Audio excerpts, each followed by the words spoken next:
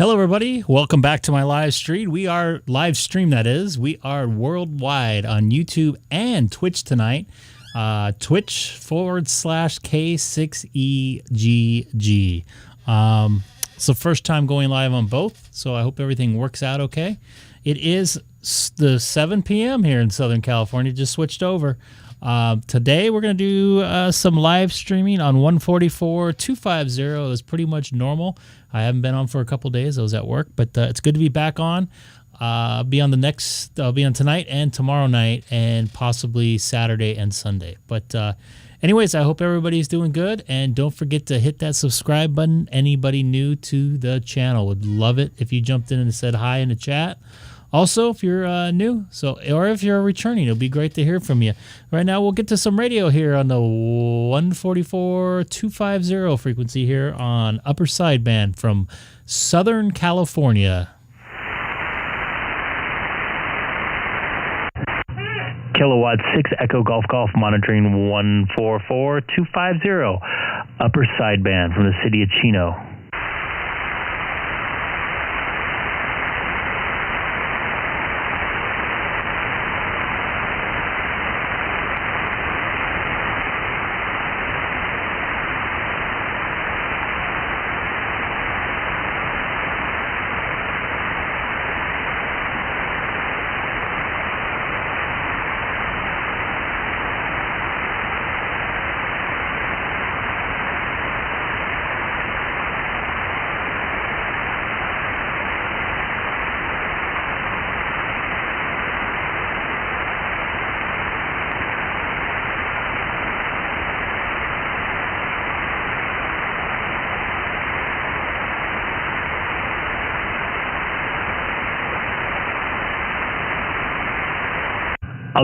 Try again here for our call.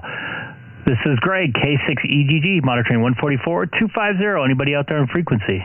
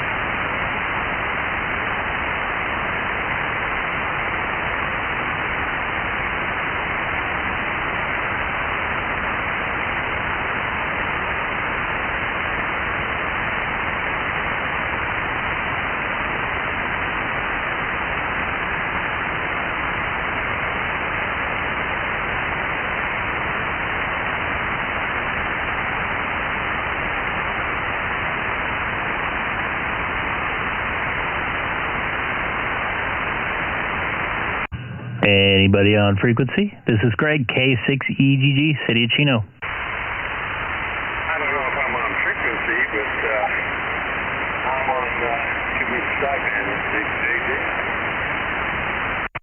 You are on 2-meter sideband, and you're on the same frequency as I am. How are you doing today, Alex? This has been one hectic non-stop work all day long. Still dealing with all the same stuff? Same issues. Now we got a copy, a senior citizen copy that episode we've been talking about the food for about a half an hour, maybe longer. Oh, wow. All of it the wrong way, I hear, man.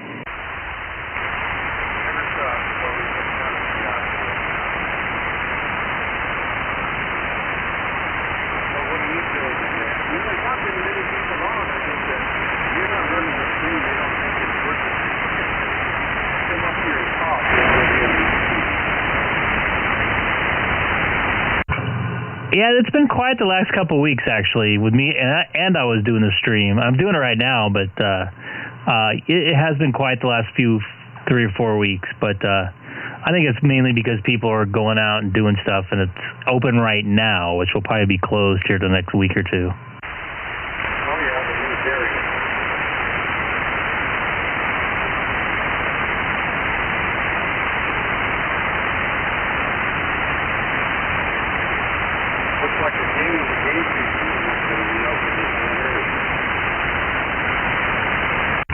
again? I got a lot of noise here tonight. And the games, the football games, are not going to be open this winter again, are they?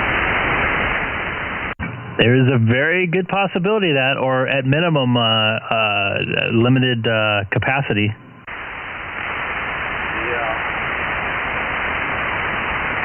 I've never been to any of that in my life, you know, that, other than high school football. But I'll tell you what, I don't think I'd go to KC.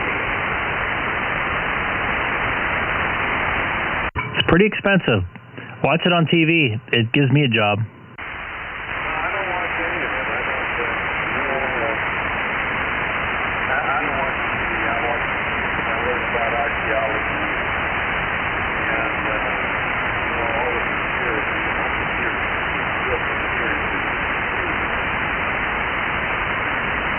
Yeah, I don't watch too much TV. Working in it, I see it enough.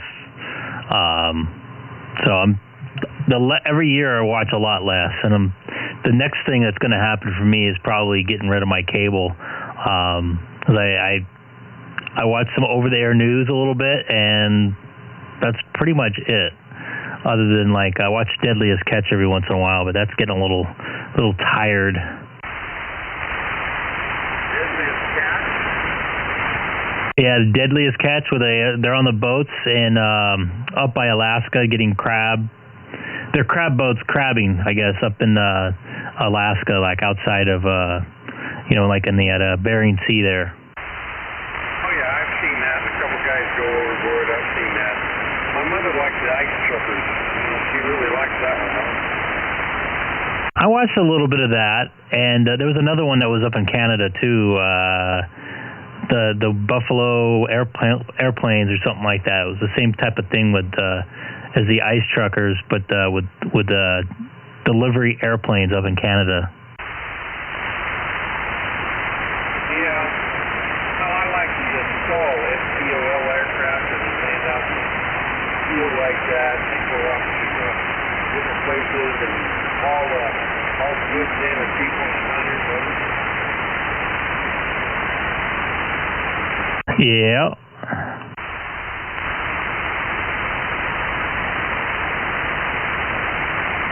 But even that takes up too much time. When it comes to entertainment, especially music, they got music. If it's just talking, I'm okay. But they got music, music being on such a sideline of mine for many years. I don't want to hear music. It's like 300 out long. I don't want to hear it. Yep, I hear you.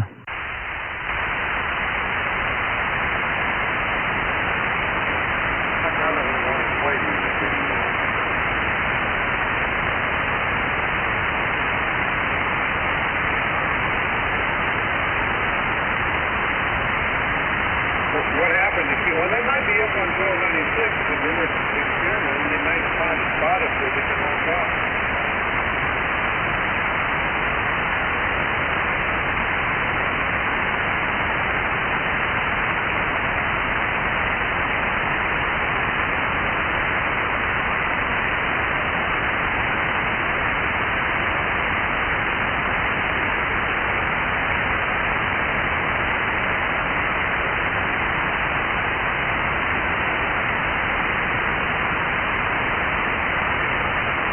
Are there any creepy listeners out there in 6JJI? We got 3 or 4 of them, looks like, online, so we might have some over the air, too.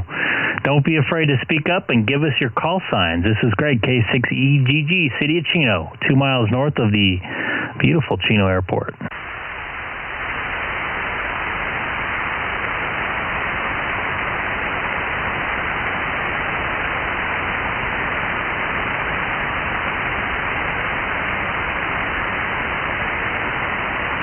It's a rough room here today.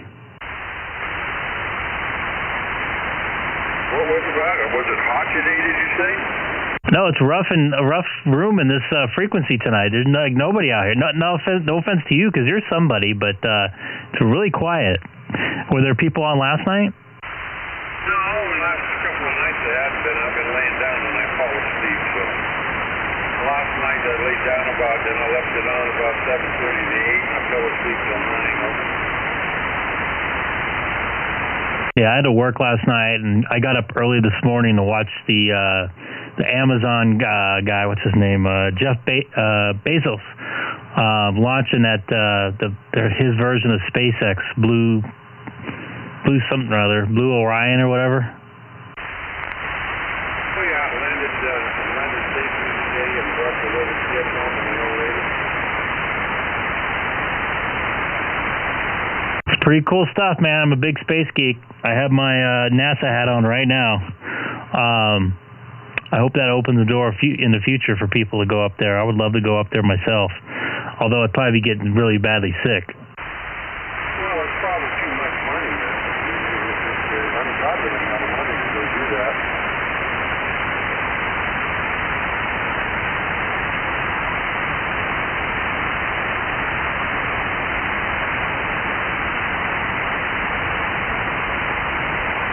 Yeah, it's sure a few bucks. Way out of my money realm right now, but maybe when I'm old enough, it will come down enough that I might have enough money, but I doubt it. But we'll see. It's a step in the right direction. It's good to see the people he had on board was pretty cool. The lady I think she was in her 80s. She was part of the Mercury test program back in the 50s, and she wasn't able to go up then. So he gave her a ride up. That's pretty cool. She I think she paid her dues in the military and NASA for 25 years when she was in. I guess they wouldn't let her go up is what the problem was. Yeah, they said she wasn't qualified enough, but from what the records they pulled up after the fact, she tested a lot higher than a lot of the people that had already went up. So that's just kind of the way it was at that time, unfortunately. Yeah, the good old boy network prevented her from going. Like I said, best one for the job. I don't care what you are. Yeah, I know.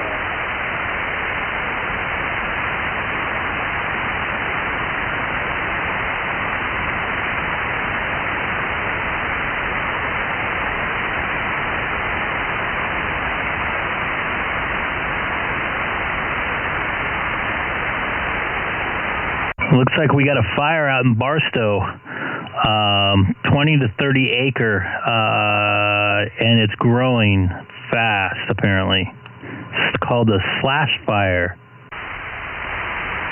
Well, did you see that thing? I don't know if I said it to you about all these fires are being lit deliberately. It wouldn't be surprising. I think this one was possibly dry lightning, but they're not 100% sure. Have you heard of the firebirds in Australia? I have not.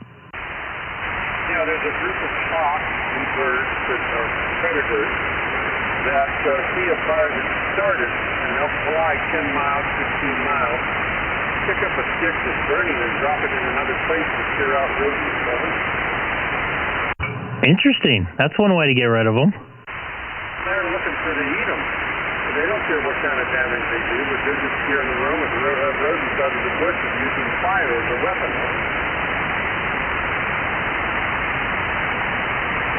But they're birds, they're hawks, and they fly around and they do that.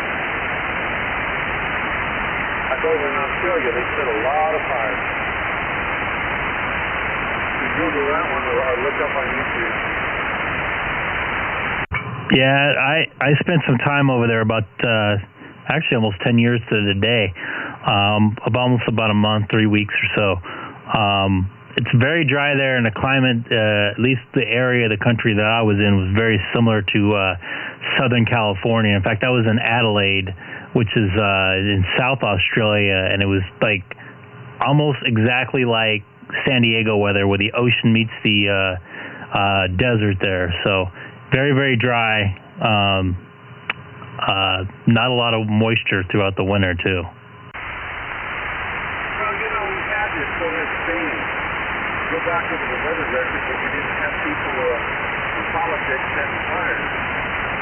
It's just changing. In the old days, there would be radio people out there traveling around trying to catch these people, like radio react or ham radio operators, trying to catch these people that are setting fires. the federal investigator said that the incineration device was found out there in these different places that started to fire right out of the can building.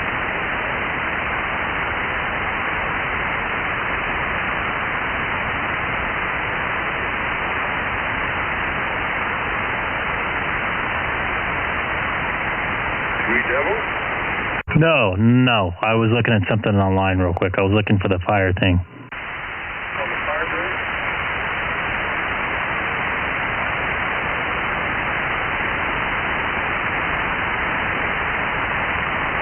And I'm trolling on Twitter as well.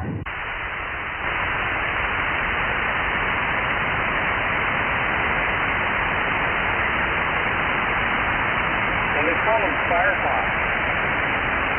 Yeah, look up firehawk nature's archery.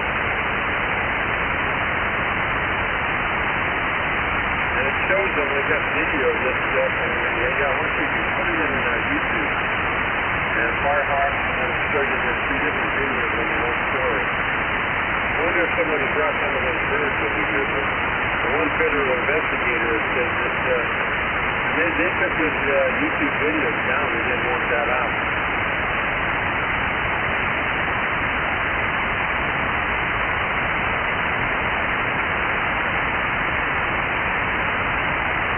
Season, known as fire season during their warmer months because the hot, dry weather and wind makes it easy for flames to Oh, they couldn't even get a real announcer to do that. They had to do a computer voice. Well, thank you. I put it up on the feed real quick. I'll have to check it out later. On my feed, it's kind of superimposed it there. The Firebirds or the Firehawks? Yes. From Australia.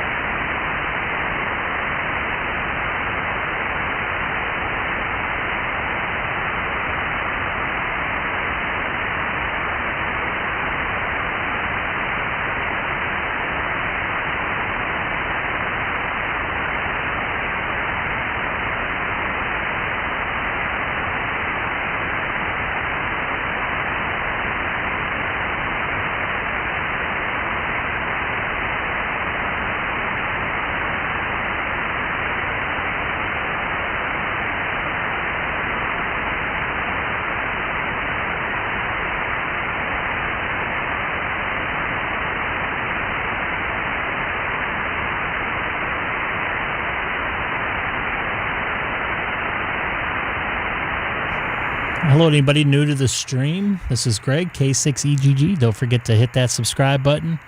I'm only a click away from getting alerted when I go live stream. It is about 7:15 here in Southern California. Not a lot of action now here on 2 Meter tonight. Normally we get, I don't know, we get 10 people rolling in and out here on frequency. And speaking of that, here's Keith. WA6QXA from Long Beach. I just heard a voice. Sound like Alex. No, I heard a voice. You might be good. Well, that's understood.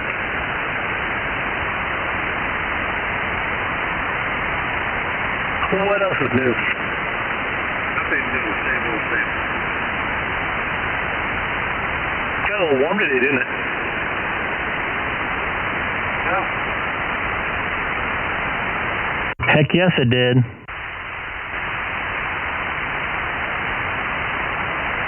pretty comfy now, though. It's about 79. A little bit of breeze. week, did you guys ever find a frequency up here in 1296 yet? Yeah, Fred and I, we explored a couple frequencies. I think we did the call frequency, and we tried sideband. We did FM. I don't remember if we did any digital or not. But yeah, a little bit. What were the signals like? Well, after we finally dialed each other in, because we both were like using a beam, it wasn't bad. But it wasn't like just nailing each other like down here. What I mean, you shoot 5 at 3 at 4. After we finally dialed it, at first it was like tough because we weren't, we're using like beams and they were pretty directional and we weren't finding each other. But then we really took the time to like try to dial them in. And we got to about an S7. And how high was the antenna? Mine was probably, I don't know how high Fred's was, but I'm sure his was probably off the, roof or something like that, or his deck. Mine was probably 15 feet, not that high. There you go. You put them up higher, and then it flies. It flies as much as you can. Yeah, it was just a temporary thing I put on my my tripod, and because I was just trying it out. So like, I might do more of a permanent thing, which I could raise up for sure.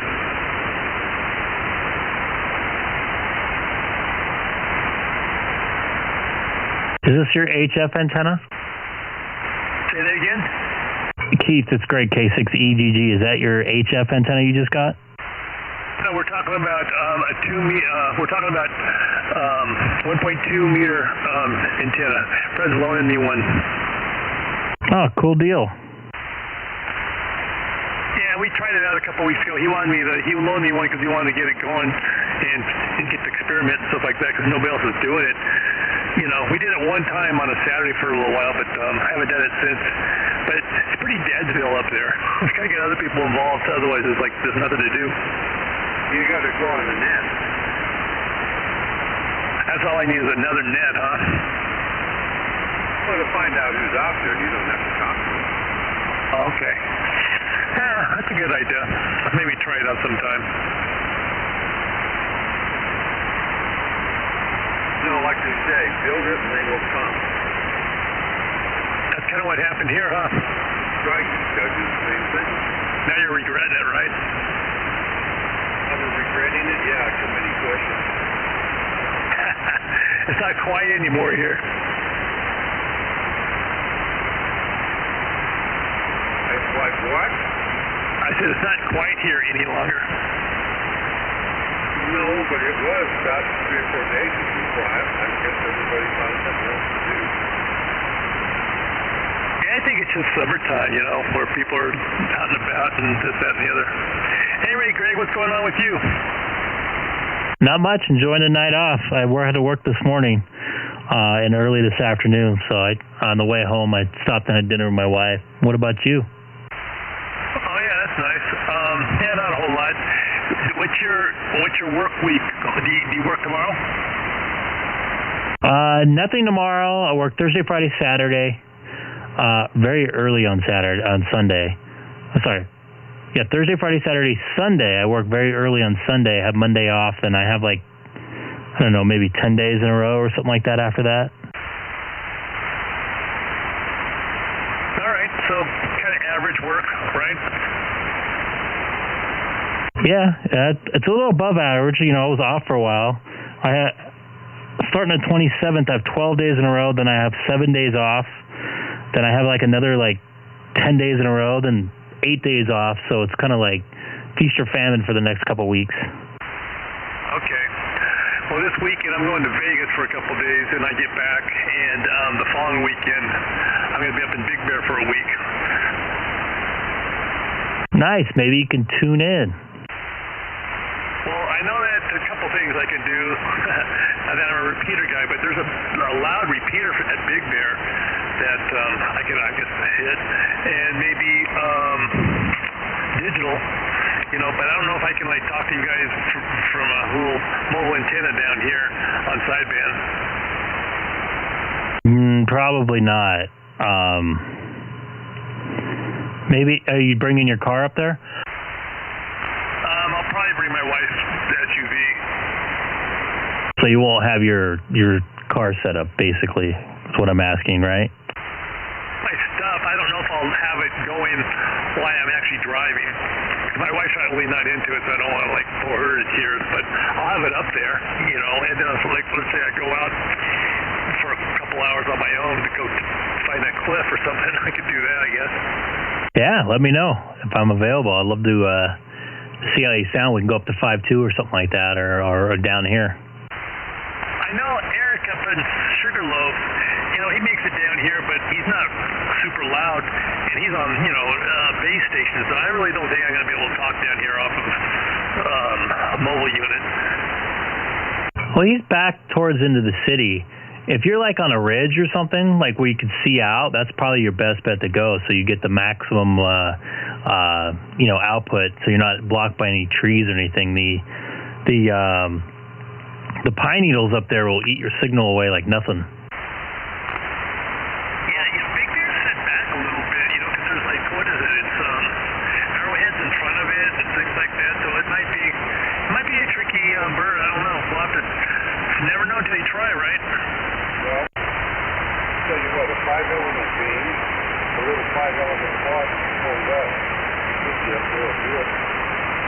Yeah, I wanted to buy one when I was at HRO the last time. They only had a 3-element one, and I really wanted a 5-element because you probably said 5-element. Like a handheld one, is that what you're talking about? Yeah, well, you can order that on Amazon. Like I said, the 5-element. Yeah, I'd like to get one, definitely, because sometimes, I go over to Signal Hill, whatever, that thing would probably get all like gangbusters. Oh, yeah. Look, you have a little 5-element, and you have that thing that you just, it's the base, and you roll one wheel on it, and you just pull up on top of it, and spin it around by hand. Yeah, there's two makes that I know of. One's Arrow. In fact, Sean has an Arrow up over there in Lakewood, Sean. And then I know that Elf makes one. Do you have a preference or anything? Well, the preference is what's the sideband frequency. Some of the antennas on the IBC bandwidth is up to 5 Oh, that's too high. Yeah. So down here, they probably wouldn't get pretty good SWR at all. They'd make it useful. I've got to look at it. Zero antennas. I recall that there have been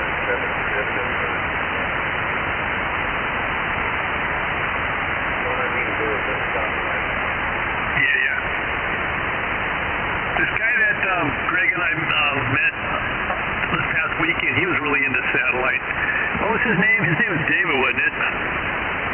Yeah, in fact, I just texted him a few minutes ago. I was wondering, because he said he was going to try to get he had a 2-meter antenna he was going to try to get on sideband. So, yeah, he's totally into it. He's the one that heard me on the ISS the other night, or last week, I should say. He invited me to this Zoom group, which I still haven't checked in yet. I accidentally clicked on it one night. But, yeah, there's a group of guys that follow these satellites around with their beams and stuff, mainly use handhelds and stuff. But, yeah, he's totally into it. I really want to get into it. I'm gonna try the tracking software he told me about too, to help me dial in what frequency I'm supposed to be listening to when it passes. I'm not too good on the Doppler track.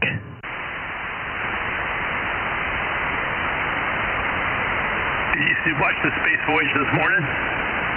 I did. I got up early just to watch it. I was watching it they had started it late, so I ended up having to I was on the freeway watching it on my phone, but I couldn't watch the whole thing the way I wanted to, but at least I got a pretty good idea.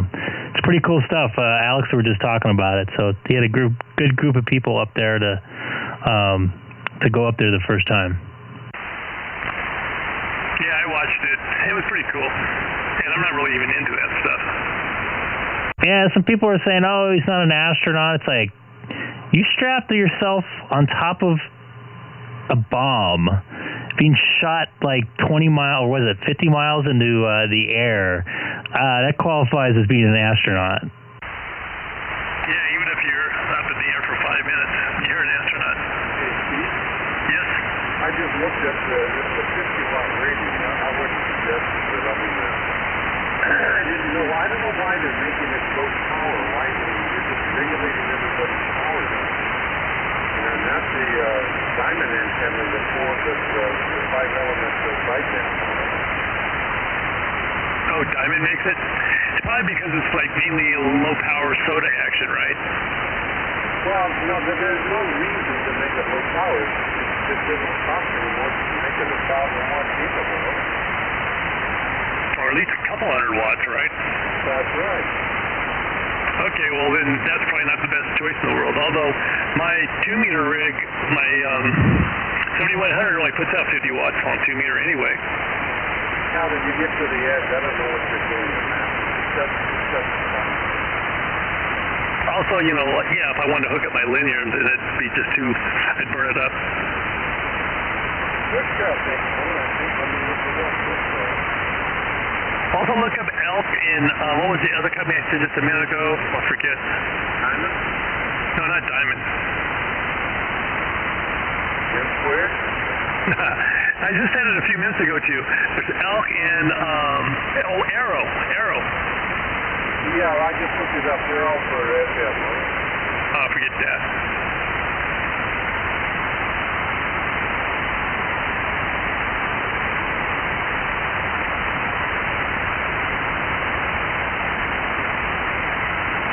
I guess NSA owns Oh yeah, I was aware of that. They own almost everybody.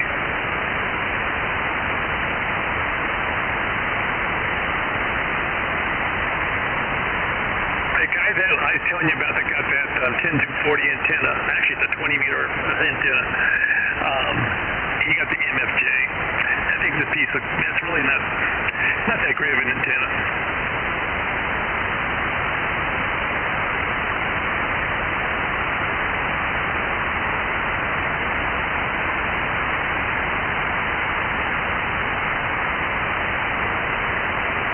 Who else is out there? This WA6, K6EGG. I know like Dallas and Greg are out there. Anybody else?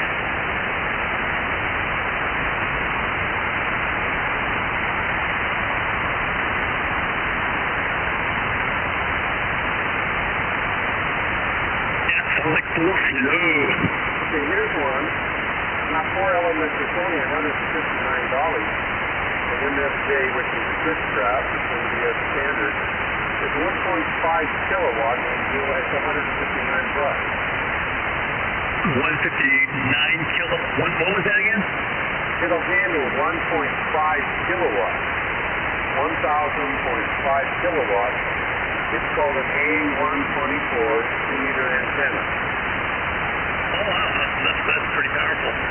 Is it tuned properly? You have to tune it when you get it. But it's a wide, the WB, that means wide band. What do you got to do as far as tuning it? It shows they have instructions with it. Who reads those? I know you don't. Anyway, A124 WB 2-meter Yagi 4-element 1.5 kilowatts, $159. And actually, the way this is NBS standard, so it's a little bit longer, but it's a nice antenna. I mean, is it portable or is it like this big, huge thing? Yeah, it's portable. Portable is anywhere you want to. All right, I'm going to look it up. Give me a sec.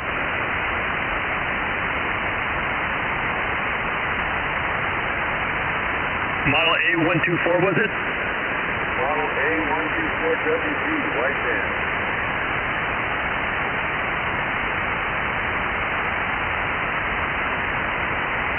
You turn it where you want to.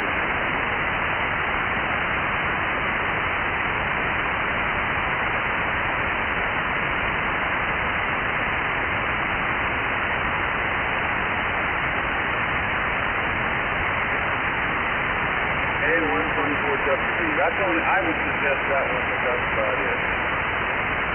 But it's not like a portable one where you have like the handle or nothing. It doesn't look like. You have to mount it. When you mount it, you can mount it on the handle. How's that? Oh, gotcha. Okay, just do it yourself. Yeah, you know, you have the thing you mount on a pole, but you could mount that on a tripod or whatever. You got a camera tripod? I have a speaker tripod, 2 of them. Right on there. There you go. It's stuck in the middle of the road. That's actually what I was doing with the 1.2 antenna. Oh, there you go. Do you see a picture of it? Yeah, I'm looking on DX Engineering. I'm reading up on it right now. Yeah, you got to adjust it with there's these little sliding things on each side. Get the band down to where you want to talk on sideband. Well, at least it's adjustable so it can, get down there. Well, I don't understand how these guys are making this stuff for like 50 watts. All right, I'm going to read on this. I'll be on the side for a minute. WA6QXA.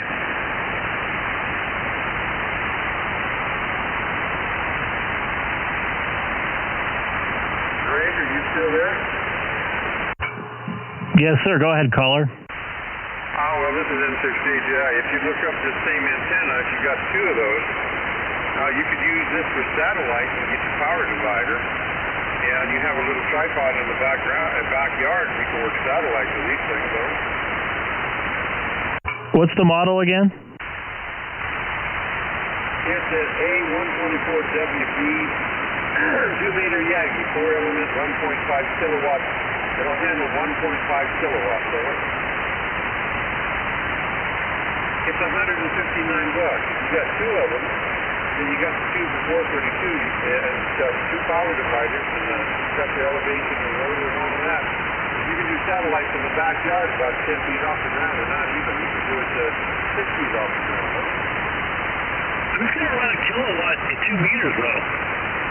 And holding it. Your legs coming to this, but people used to run kilowatts all the time. They only made a 2002 linear, and people home do linear. I did one. I had 1,600 watt linear, and had a boom down array, and there were hundreds of people back there maybe 15 years ago. Well, not, I mean, hundreds of people that were spread out, but I know I could count 6 right here in the local area running kilowatt. So. And you're the only live one left, huh? Well, yeah, the rest of them are, pushing up daisies, I guess. Hey, Keith, they have some available in Anaheim. Say that again? They have some of those antennas available in Anaheim right now.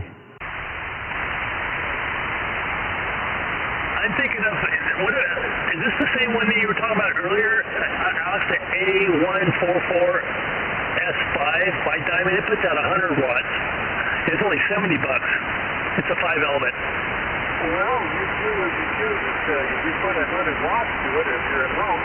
Yeah, I was talking about that before, but there's no way to do it down to the band you're going to use. I mean, it's 146, that's for FM. Well, the one that I'm reading says 144 through 148, so it's probably tuned for 146. Well, that's what I read. It was tuned for 146, so maybe there is a tunable. I wonder if we're talking the same model. Well, anyway, one said it was 146. Most of those are satellite antennas. Yeah, no, this is the Diamond. Yeah, the Diamond? Here's Diamond A144S5. Yeah, well, I was looking at that earlier. It's only good for 100 watts. Yeah, exactly.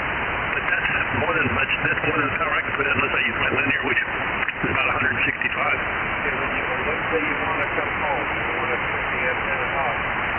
And this one here will handle any linear you got at home. You can take it to the job. I'll take it to your travel vehicle.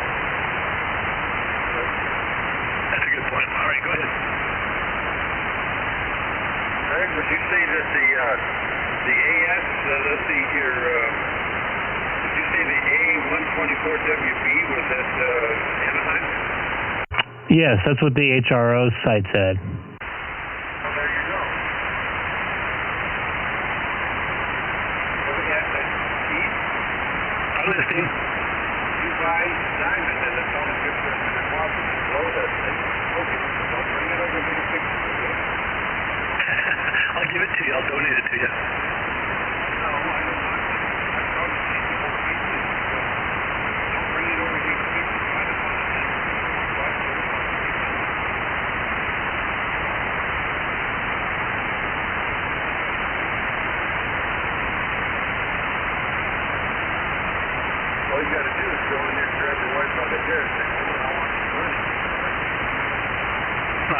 some money. Can you put that horizontal or vertical, or strictly horizontal? Put it horizontal or vertical. Okay. Might have to change the slant orientation. Right, okay. Hey, let me ask you a question. Like, if I were to run I got my 2-meter antenna, a 17-footer. If I were to run a wire antenna, could I mount it close to that antenna without it having too much interference with each other? What, the antenna we're talking about? No, like if I got like a, HF wire antenna, like an offset or something. Antenna on the back of the property here, put up, 2 15-foot poles, insulated, on each side. Bring a 65 watt, 65-foot wire up and over or back down again. Yeah, and put the real good ground in there, the ground radios. The negative side goes to the ground radios, and use that little connection you got for a dipole, and that thing will work. It'll get out like crazy. Okay, but she didn't answer my question. What was that? If I were to get like an offset type of antenna, right? Offset or fed, could I mount it close? Because those need to be like 30 feet up in the air roughly. If I mounted it close to my 2-meter antenna, would they conflict with each other? Sometimes that happens, yes. Okay, that was my question. Maybe I thought I did, yes. Maybe I did.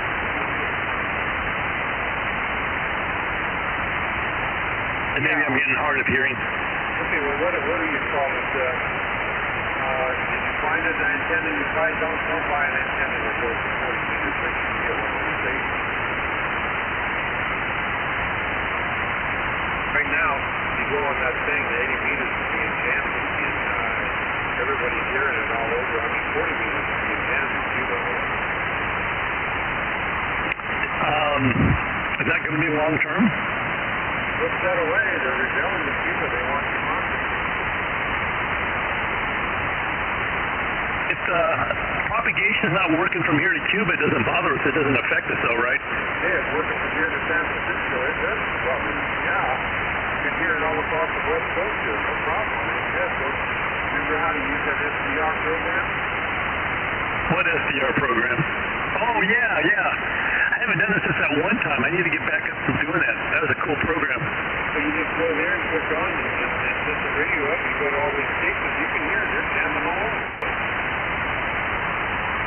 So they're just not FCC regulated down there or whatever their organization is.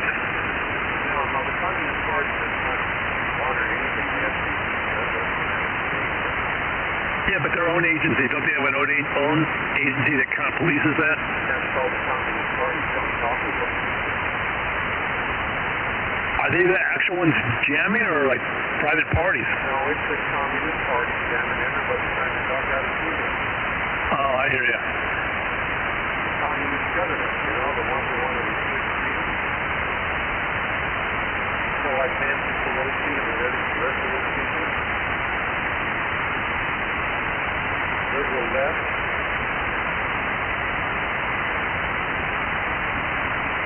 That'd be a great idea. All the liberal left just move down to Cuba where they belong. I think the other hog guy will be taking the camera to China. Yeah, I mean, if they want that kind of leadership, go where it's at. Feel free.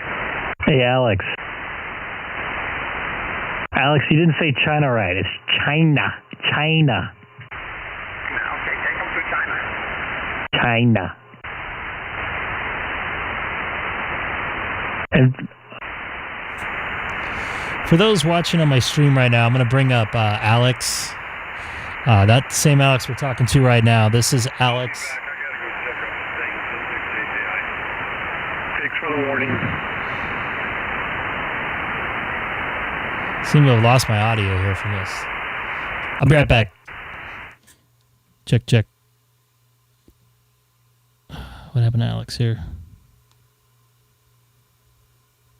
I'm actually beaming right towards Cuba with 3 Yankees right now. We were just talking about State of Massachusetts, 5-9 line up here in Massachusetts. Name's Connor. You've got it. And The Cuban crisis down there right now with Okie dokie, Connor. Well, I'm sorry for the guys that I'm doing also a live stream and I didn't have audio because I forget to activate the audio. the Cuban government is jamming 40 and 20 meters right now for people that live down in Cuba that have ham radios are not able to listen to us come in. That jamming you can hear up and down the East Coast as well as parts of the West Coast and Western Europe. So it's hogging up the band right now, and plus people can't get out. But Alex has been Alex W7HU out of Miami. He's been great covering all this. He has a website, a YouTube channel, awesome YouTube channel where he does live streaming. So anybody new to my channel, haven't heard me talk about him, Alex is awesome to follow. Great ham radio operator. I've chatted with him at least on chat a couple times. He's really pushing to get all this info out. The media still hasn't really caught on to it, which is surprising to me. But hopefully, in the future they will, because that's another way of blocking. They talk about the internet getting blocked, but ham radio is another source of oppression with communication. So a lot of families communicate this way, kind of underground from Cuba to South Florida, where a lot of their families are living. So a lot of people don't realize that, but ham radio is still a big communications hub for communist countries, because it's harder to track. Whiskey Bravo 2, Hotel Japan Kilo, in the spirit of goodwill, 73. Okay, thank you so much. I wanted to say hello to November Echo to India, to actually... This is not live. This is from last night, I believe. 9 Kilo Romeo Alpha, Jose Manuel. Yeah, it has a clock on top, sorry. 2 Sierra Delta 251. Jim, thank you so much. Emilio Medina, thank you, Emilian. And Brian, America Delta 8 Gulf India. Thank you so much for the... So anyways, check out Alex, W7HU. He is on YouTube, I believe Instagram and Twitter, with giving updates on the... Gustavo Osorio. Thank you so much. And Papa, obviously, he's bilingual. All right. He's giving updates on all the ham radio jamming. Bravo 2 Hotel Japan Kilowatt 73. This is Whiskey 4 Charlie. So let's get back to our normal stuff here. All the help had them on, but not every customer did, and so I just kind of didn't wear one either. There's a lot of places still like that. I mean, in LA County, some of the rest, I go to fast food typically for lunch, Wabu grills, stuff like that. They'll allow you. You got to walk in with your mask on. You got to order with your mask on, but you can sit down and eat there. So it's kind of like a hybrid version, Yeah, that's exactly how they worded it in the, when they put out the new, whatever the paperwork is on it.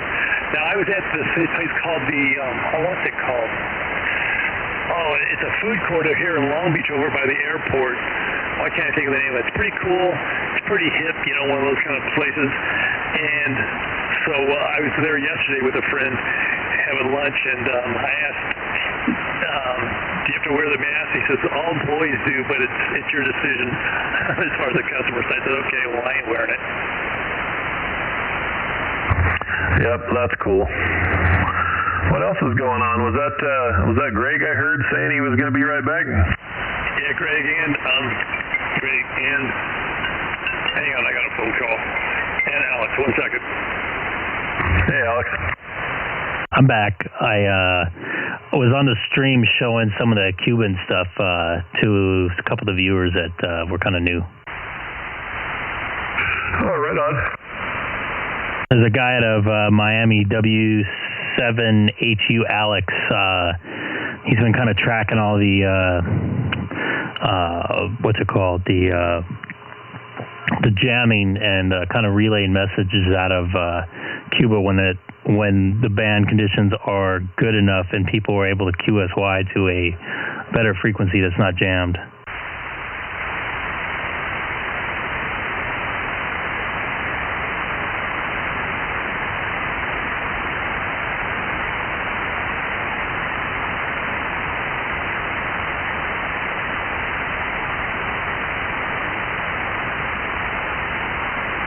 Still there? Yes, sir. So, probably Keith could mention this as well, but I remember you talking about there wasn't a setting on the 9700 that would make the static go away, but you can still hear the signal come through. There actually is. I'm kind of using it right now. What's it called and where do you set it? The NR, and then you hold down that button, and then the multi-wheel knob, you can change the parameters for it. Oh, okay. Yeah, that's cool if it makes the static go away, but it's different than what my other radio does.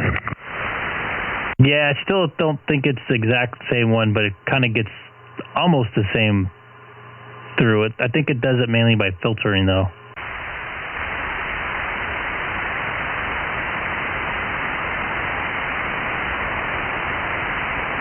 So yeah, don't sell the 9700 yet.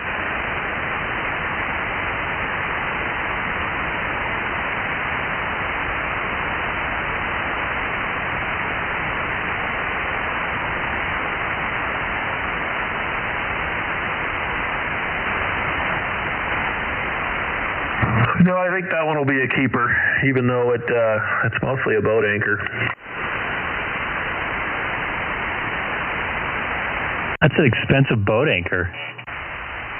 Nothing but the best for my boat.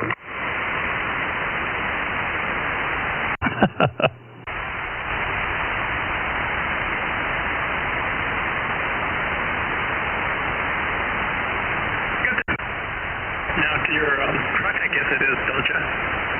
A little change since we've last talked. I actually got rid of the truck, and I have a hybrid Highlander coming. It was supposed to be here a few weeks ago. I'm still waiting on it. I guess it's stuck on a rail car somewhere. Highlander, is that an SUV? I'm not familiar with that vehicle. Yeah, it's the one right under the 4Runner. It gets 35 miles to the gallon, though, so I'm kind of excited about that. Oh, wow. Very nice. So you'll plug it in there instead, I take it. I almost thought you were going to say you sold the 7100. I was going, what? Negative. I think I'll keep that one. You know, I like having a radio with the older technology in it. Yeah, and you got 2 meters sideband, and you got, digital. Yep, I'll be keeping that one. In fact, that may be the first radio I put in the next one. Yeah, it's a pretty versatile radio for you. Yeah, that, and I don't find that I'm using the Fusion that much in the car. I use it more at home than in the car. I guess Rob uses Fusion almost 100% or 90% in his Jeep when he's driving. Simplex? I guess. It's a great way to, minimize the interference, I guess. You know, it's kind of like a private channel probably on a Simplex version.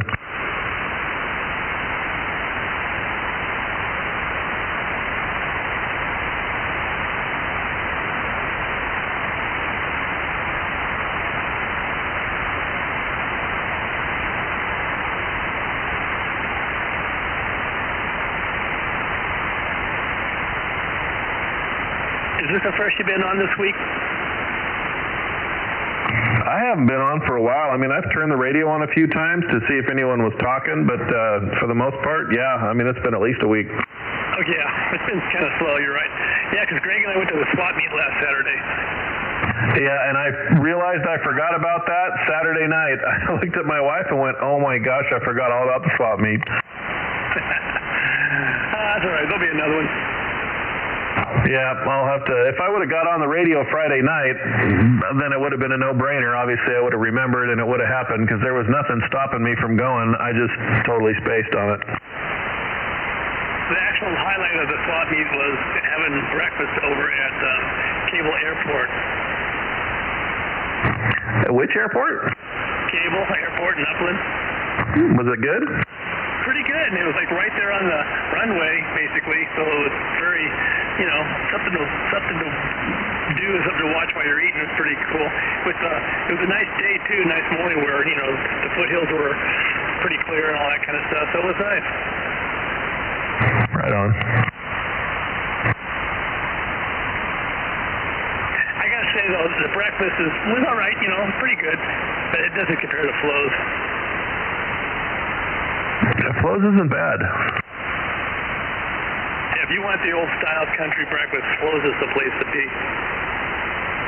And the prices aren't that bad either. And the helpings are big. Hey, Andy, I had a question for you. Yes, sir. I remember, I think it was actually the last time I talked to you last week. You had to bail because you said you had to deal with something on the 5760. You guys doing something with that project there? Sorry, I'm yawning already. I'm tired. Yes, we're supplying the asphalt for the shoulder work, and I don't know if they're paving the freeway there with blacktop or not. I think they may be. Do you know any details about it, like the time frame when they're going to be done? I'm asking because I normally drive that route, and it's absolutely horrid to get through. It's going for a while. I'll have to check when I get the computer booted up next time and find out how long we got it slated for. But, our part is just a small part of the overall project that's going on. Oh, boy. Should be all kinds of fun. They just redid it, too, about, I don't know, maybe 5 or 6 years ago. So I'm just surprised they're redoing it again. So the one thing that surprises me about the construction is how, the stuff is designed, if it's installed right, to last a long time, if it's maintained correctly and all that stuff. But you find that, to your point, every 6 years, 5 years, they're replacing it when it's, in a lot of cases, not needed unless there was an accident or something. Maybe they're getting insurance money to pick up the tab on some of that stuff. But it is amazing how often that happens like that. And another thing that's interesting, and I don't know if I mentioned it last time I was on, there's so much work going on the highways right now. We couldn't even get to one of the jobs that was on the highway. They canceled it last minute because Caltrans had all the freeway blocked to where we couldn't get to this other Caltrans project. It was ridiculous. Well, to your point, I've had many nights driving home from downtown LA, and they'll be like, "Oh, take 605 north to whatever 10 east for a detour," and then I get on the 10, and it's telling me to take the 60 east as a detour. Huh?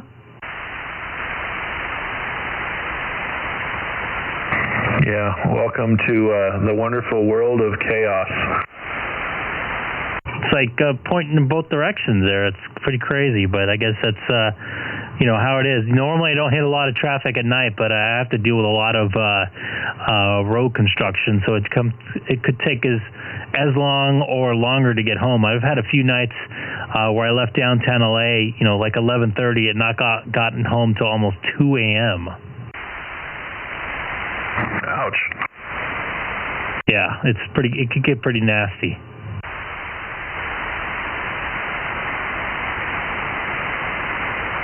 I remember the same time they were putting the carpool lane on the 60 from the 605 to the 57. They were working on, Gale? That runs the same direction. They were repaving that and putting new center barriers in at the same time. So it was like you couldn't get away from anything. Yeah, it's been an interesting year with all that kind of stuff.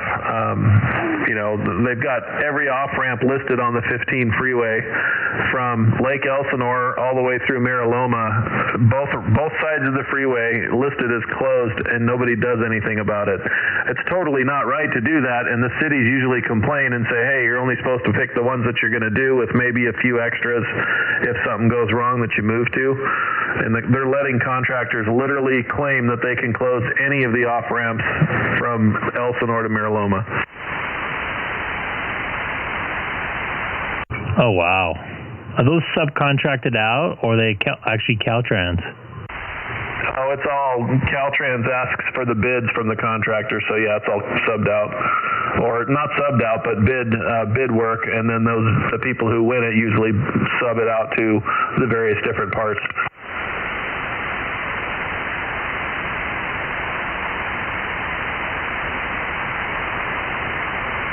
And I don't know how much you travel on the 60, but from the 605 to the 710, they redid the center wall, and I think it's the number 1 lane, the closest to the wall. They redid that. They did that in about a year. I was pretty impressed. They had their stuff together. Yeah, there's a lot of long time stuff. Like the 405 project, OC 405 is the corporation they started for it. That thing still has 3 years left on it, and I think we've been working on it for 2. Oh my God.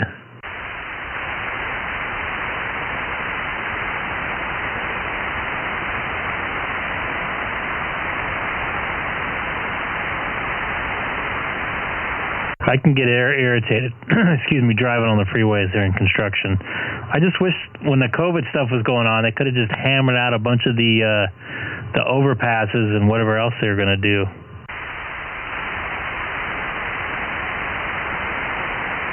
And then they keep waiting and waiting and waiting and waiting and waiting, and 50 million turns into 100 million, turns into 200 million, turns into 400 million. Yes, sir.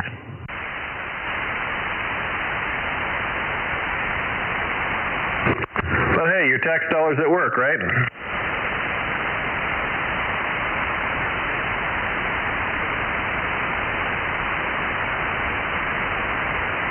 Yep, gotta love it. Thankfully, they don't get too much of my gas tax money.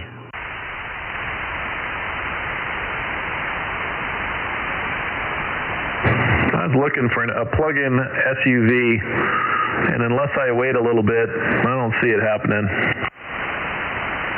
They have the RAV4 Prime. That's kind of small, though. Yeah, I sat in that one, and it is too small. It just doesn't quite get it done. It would get you in the carpool lane, which is cool, but it's a bit small. Fast, though. Yeah, it's pretty efficient, too. Even if you run on hybrid, it gets like 50 miles to a gallon. It's basically a fast Prius on a small SUV body. Yep, I looked at the CRV hybrid. I looked at which is like 40 miles to the gallon. The RAV4 I definitely took a look at just because of the plug-in version, and I can't find anything that beats the Highlander for me. That's a hybrid, right? Yeah, I wish it was a plug-in hybrid, but it's just a hybrid. One that might beat it is not out yet. The 2022 Hyundai Santa Fe plug-in hybrid. It's a mid-size car, so it has the size I'm looking for.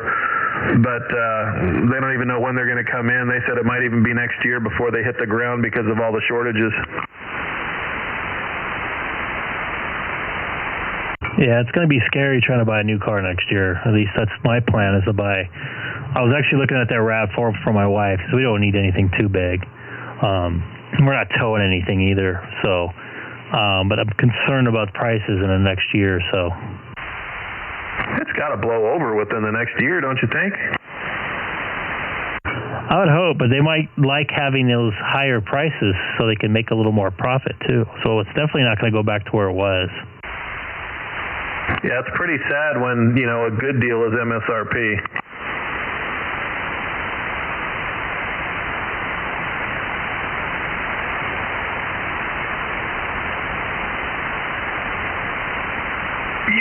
Andy, you have experience. You had a Hyundai, right? I did. I sold it, but yeah, I had a Sonata hybrid. Yeah, exactly. Which I have one too. My wife has a Tucson, so the Santa Fe, right? It's the next model up from hers. Hers is a small SUV. We've been happy with that, so I think the Santa Fe would be a good choice if they made one, like you said, electric. Yeah, it's definitely supposed to be coming, but I talked to the largest Hyundai dealer in the state, which is in Anaheim, by the way, and the sales team there was like, yeah, unfortunately, we have no idea when they're coming. They're supposed to have already been here, and they're talking possibly next year before they hit ground. They're hoping it doesn't take that long, and I don't know if I want to wait, but they're about 35, I think, something like that. And then the thing that really clinched it, that made me go, well, I'll just pass on that deal, was they want like $4,000 over MSRP, and I will go without a car before I pay $1 over MSRP. Yeah, the Anaheim Hyundai dealer, that's where I bought mine. It was called Harden back then. Now it's got a different name to it, that basketball player. Yeah, it starts with an R, Raiden or something. I don't remember, but something like that. Is that the one off the 57? I don't know that. I just know it's in Anaheim, probably. Yeah, 57, almost at the 91, but not quite. I thought that was off a Ball by Anaheim Stadium, or Honda Center, I mean. Actually, it's kind of in between both. It's probably closer to the 22.5, but yeah, on the south side, exactly. Westbrook, isn't it? Westbrook and all, it's been changed too? I thought it started with an R.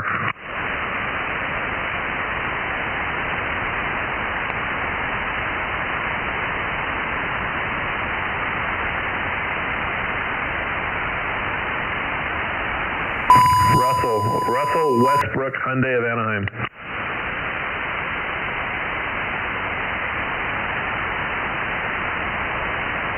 I got a funny story about that John Elway Toyota over in Ontario. Oh. So I bought my Prius from there, or one of them. I had two of them. And I was in there signing paperwork. It was right around Christmas. I don't know, maybe 2 weeks before Christmas. And I kind of jokingly said, does John Elway actually ever show up here?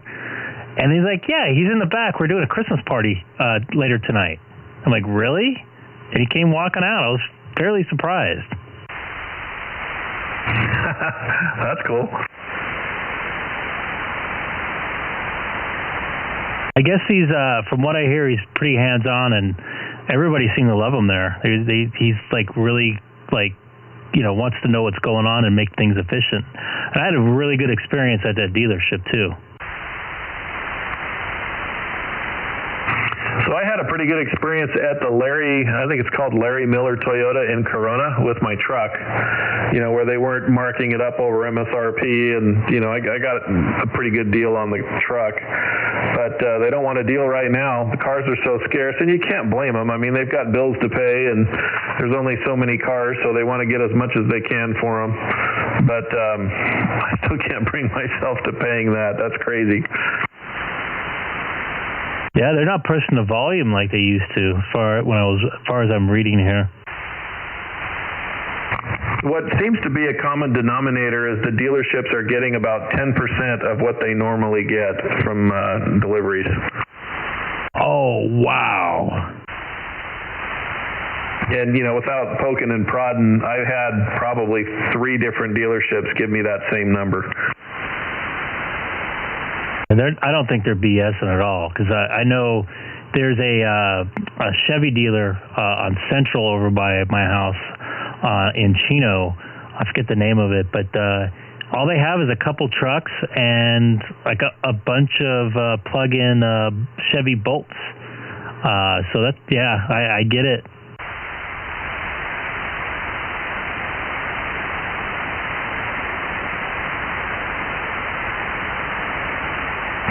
I can wait.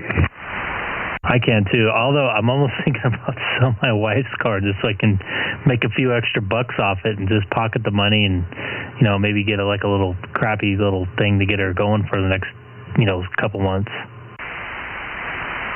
I don't know if it pencils though. Oh, the one thing they said about the plug-in Hyundai, apparently the batteries are getting hard to come by because of the lack of resources to make the battery, something to that effect. I'm probably getting the story a little bit off, but that's the big reason why Hyundai kind of hit the pause button on the Santa Fe plug-in.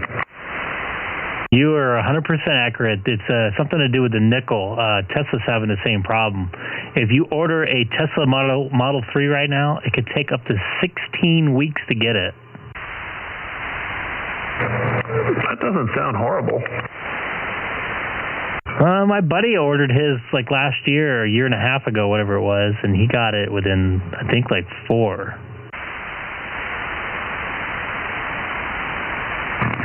Well, I ordered one a Toyota that was supposed to be in stock. It was totally misled that it wasn't in stock. Then was told it was supposed to be there Monday. I think I was there on Thursday. They told me, it'll be here Monday, and I'm still waiting. So I got nothing for them. Nothing at all, I say. So they said it was in stock, and you went there, and it wasn't? Well, I shouldn't say that. I went to Edmunds.com. That's usually where I start, and do some research there. And it said find some vehicles in stock. So I clicked on a button, and it found the car that I wanted in Redlands. So it had the VIN number and stock number and all that stuff on it. So I called the dealership and said, hey, you got this one, and I want to come down and take a look at it. Sure, come on down. Yep, it's in the back. So yeah, I guess they did say it was there. And I get down there and talk to the guy the next day, I think it was, and it was a different guy. Here's where the problem lies, I guess. The guy that I talked to on the phone was not there that day, so I talked to someone else, and he's like, you didn't know it wasn't here? And they played that whole role. And apparently, they have very little inventory, and everything is pre-sold before it hits the lot. That's not good. Yep.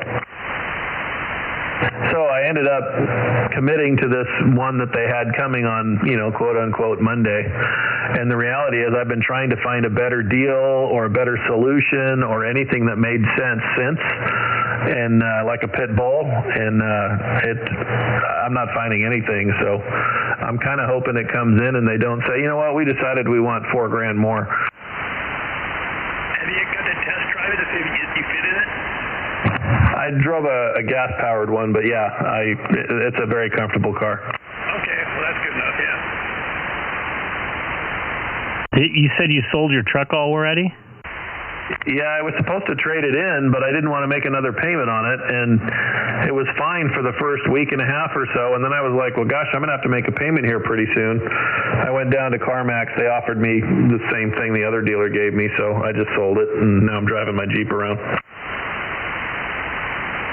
CarMax is pretty good to deal with, too. They're pretty straight out. They're very efficient in there. I've sold a couple cars in there, and I've gotten a little better than trade-in. I got MSRP back on my truck. I'm still out tax and license, but heck, I've had it for 8 months. I could figure that's a leasing payment or something. That's not a bad deal, man. I didn't realize that it was that new of a truck. Cars right now are a hot commodity. Yeah, it was a 21 Tacoma. I'd only had it since November. Yeah, I didn't think you had that very long. Nope, it's just a gas pig. Great truck, really nice, but I can't do 19 miles to the gallon or less. Yeah, I don't get why they can't make those things more efficient. The old Toyotas back in the day. Hey, anybody new to the stream tonight, don't forget to hit that subscribe button and jump in and say hi, even if you're older. Coming back to the stream, jump in and say hi in the chat. Love to hear where you're from, too. The best vehicle I've ever had from a commuting standpoint was a 1999 Toyota 4Runner. It was a 4-cylinder 5-speed, and I got 24 miles to the gallon everywhere I drove that thing. That's pretty good. Yeah, it was great. And I had a buddy that had, I don't know, it probably was in the 90s, early 90s, late 80s Toyota that got 28, 29.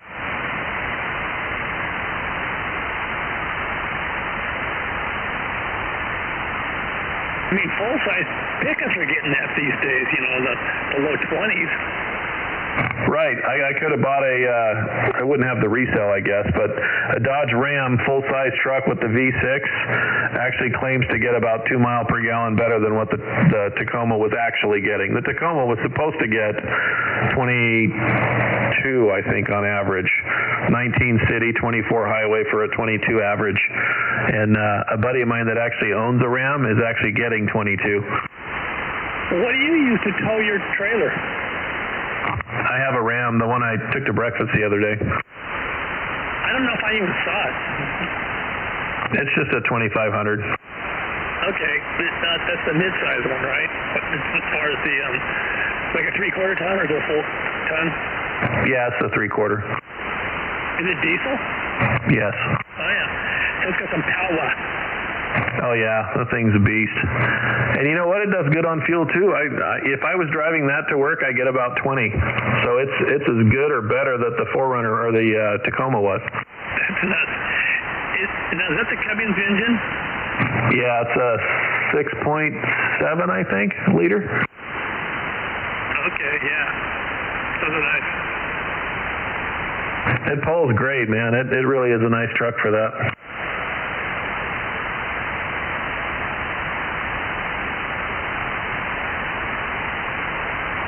I bought some Ford stock the other day when the stock market was down. So we'll see how it goes. I just question with them not being able to get cars out if that's good or bad, but you know it doesn't seem to be hurting the market. I bought something when it went down. I forget what it was. I think it was Lion Electric I bought. Yeah, I figured somewhat of a long-term hold, it'll turn around. It's so cheap, it's like $13 a share, or General Motors is like 65 or something like that. So I figured it's good, once this semiconductor thing is better, I'm sure the prices are going to double. Well, it was up almost 5% today. Yeah, exactly. In fact, Kramer mentioned it on his show today. Yeah, so I bought Lion Electric, which was up 2.5% today, and I bought Plug, which was up 3.31%, but a lot of stuff was up. Holy cow. My wife's hospital's up 14% today. I didn't notice that. That's awesome. But it's about time. We had like 5 days, wasn't it? 5 days of like red. Yeah, time to capitalize on some.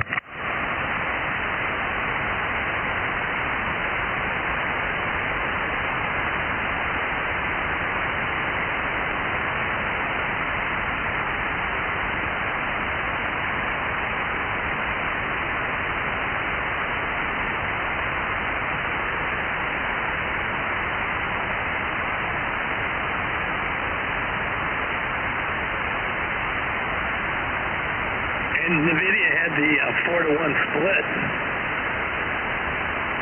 What did? NVIDIA. Hadn't heard of that one.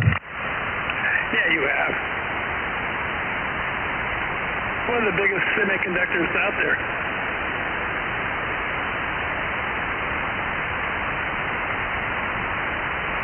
Probably have some NVIDIA chips in your car. Doesn't mean I heard of them.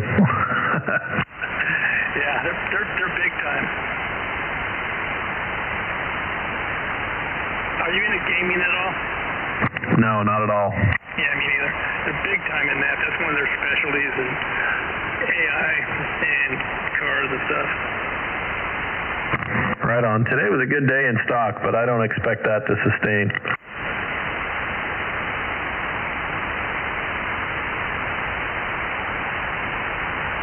I have a penny stock for you to look into. I've just bought a penny stock on what was it, Friday, I think? Go ahead. Alpha Lithium Corporation. What is that?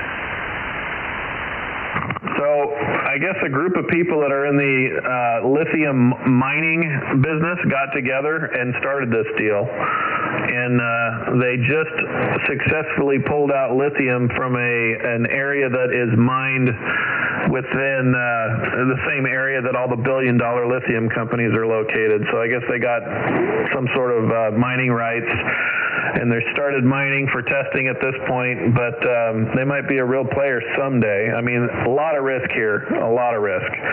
But it's got some players with some real good background on it, and the stock's 55 cents right now a share. It was up 3% today. Whoopee! It went up 1.75 cents today. But for 55 cents, you know, you could throw some money at that, and you know, you could buy a lotto ticket or you can buy this penny stock. You know. What's the ticker? ALLIF. So their forte will be like lithium batteries and stuff. Yeah, they're the raw material to make lithium batteries. Exactly. They're mining that. So the stock the penny stock that I'm talking about actually probably doesn't qualify for a penny stock anymore because it's about $6. Typically, a penny stock is up to $5, as I understand it. It's called Arlo, ARLO, and their specialty is like security cameras. I actually own Arlo security cameras, so that's how come I knew about it. Oh, I do too. I've got one in the house. Yeah, so like it's about $6 right now. Huh. So here's one for you. It was about $5.90 last, I think, Thursday, and Kramer mentioned it on air. He had a little talk about it. It went up to over $7 the very next morning, which was, gosh, I don't know, you know, from less than $6 to $7. That's a huge percent, you know what I mean? Because it's such a small dollar amount. But it's dropped back down to normal, to, you know, reality. No, I'm not sure we're living in reality right now. I guess the point, though, is he moved the market on that one. He has a tendency to do that. By the way, hey, Greg, you still there? Yes, sir. Check in, like, remember you said that he lost his license or something like that? What I researched and learned is he has a attorney's license, or he did, you know, law, like, whatever you call him. And he let it lapse because he just basically, I guess he wasn't using it, so he just let it lapse. He didn't renew it, so they took it away from him. I thought that was a stock trading as the legal whatever financial whatever trading platform whatever he lost. Yeah, I looked and looked and looked, and that's what I came up with. I didn't see anything about that, so I don't know.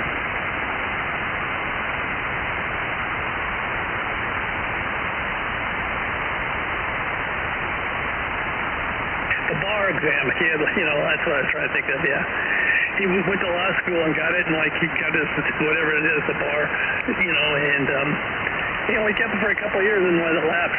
Funny, huh?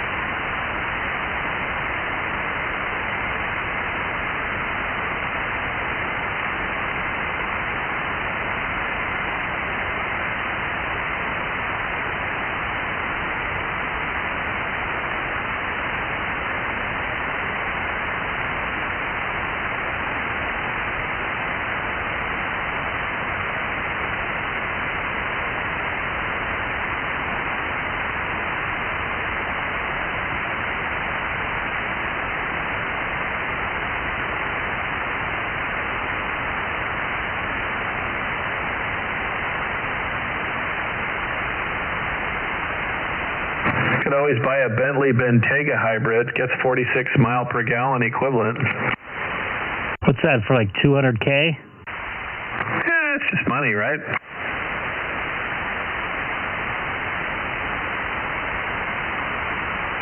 I'm sure it'll qualify for the reimbursement plan.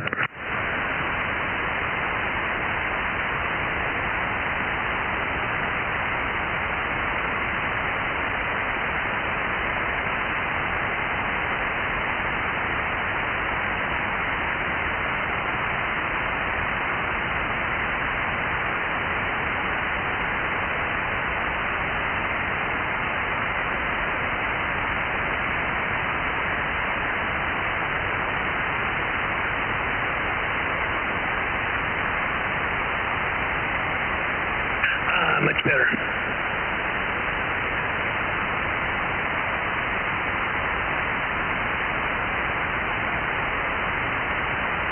I found some stuff on that Jim Cramer thing. It was the street.com, which he operated. He was investigated for accounting fraud, and it has a little more details on the story, which I probably will get into on here. Did he get his hand slapped? That he did. Well, I know there's some stipulation where he can't buy something for X amount of days after he makes an announcement on the TV show or something like that.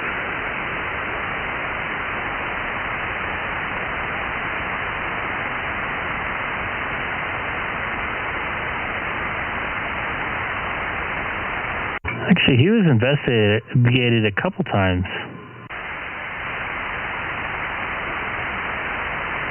Anytime there's money involved.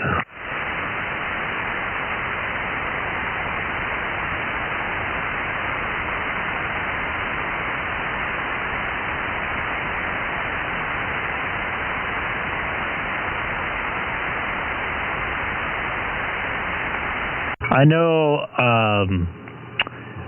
a lot of the reporters and people that work for CNBC have to sign disclosures on trading stocks, and there is some validity what you said about there's a time period, and I can't remember what it is, but I did some freelance stuff for him. I didn't have to sign it because I was doing subcontractor, but I kind of jokingly asked him, like, well, we saw some news before it hit the news by about 5 minutes, and that would have made a difference. So I was like, hey, what about this? And they're like, oh, no, we can't do any of that.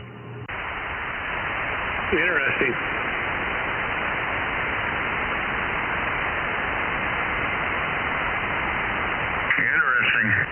But you know what? Congress does it all the time.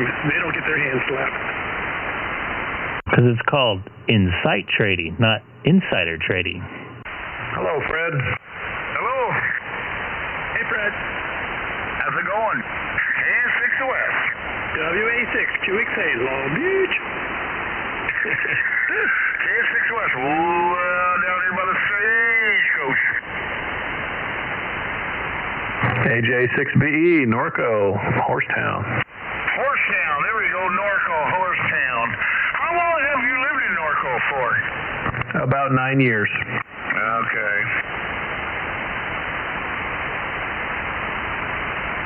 K6USF, High Desert. And there's John in the hot desert there. Hey, John, how's it going? WA6, QXA, Keith Long Beach, back at ya. Hey, K6USA, K6OS, my yellow. Yeah, we're doing good up here. Finally cooled off today a little bit. Nice out here. Nice and hot. I think it's 80-some degrees out there, huh? Yeah, right now it's probably about 85 or so, but it's doggone car, what do you call that, perfect weather. Good Lord, get a jacket, son. Dang here, I'll tell you. You're going to have to throw, it's 81 degrees, yeah. Going to have to throw a sweater on here pretty soon. Extra comforter on the bed or something. Yeah, by morning, the feet are underneath the comforter and the sheet over the top, 73 in Long Beach right now. What is it in Long Beach? 73. 73? Yep. Wow, that's cool.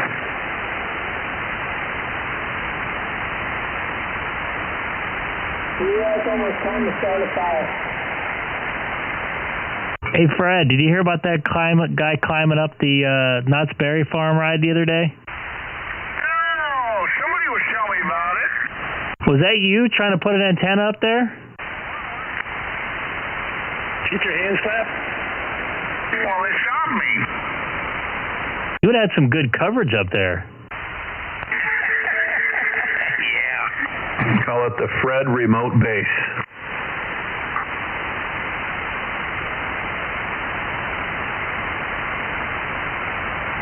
Sorry, you got beacons up there, right?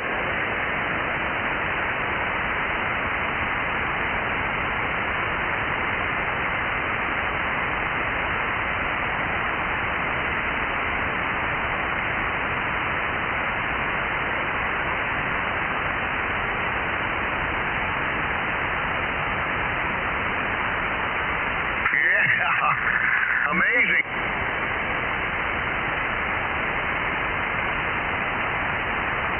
It was the Scream ride, and he was like standing at the very top of it. I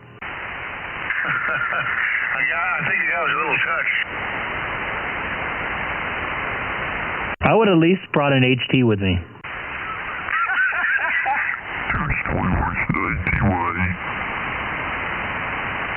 What on earth was that?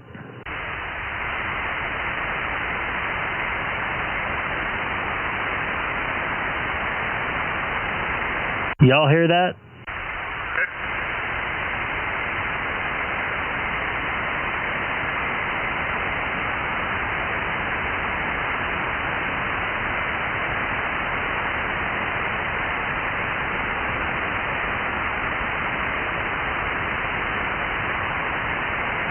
There's a bunch of people out here, and everybody got quiet all of a sudden. Had it been FM? No. It's off frequency? Yeah, he's off frequency. I thought maybe it was those hang gliders again. No, they don't fly at night.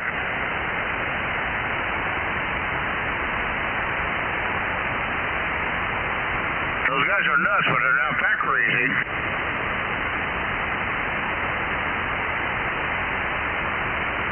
What do you have to have, a sport license to fly those? The ones they're doing, no. But they do make a sports license. I know what you're talking about. Maybe for ultralights or something. For sports light, yeah, for that, yeah. But that sports license is, can't have over 50 horse, can't fly at night, can't fly no more than 50 miles from the airport that you fly out from, and you can't fly over 80 miles an hour. And I don't know if they got an altitude limit on those guys or not. I forget about that. Those things will do 80 miles an hour? That's pretty fast. Yeah, they can't. They're not allowed to fly over 80. Right, wow. That's pretty good, though.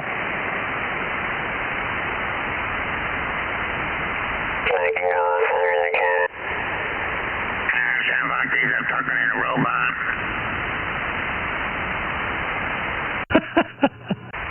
He got his radio fixed.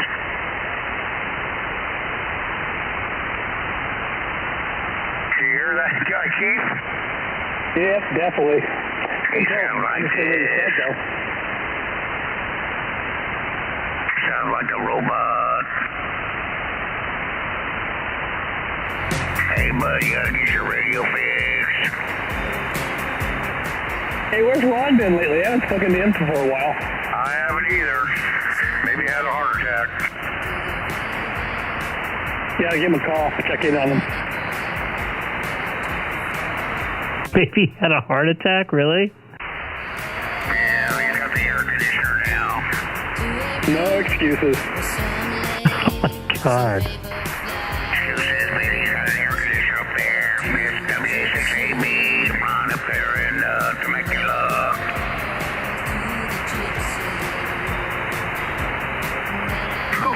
guy anyway.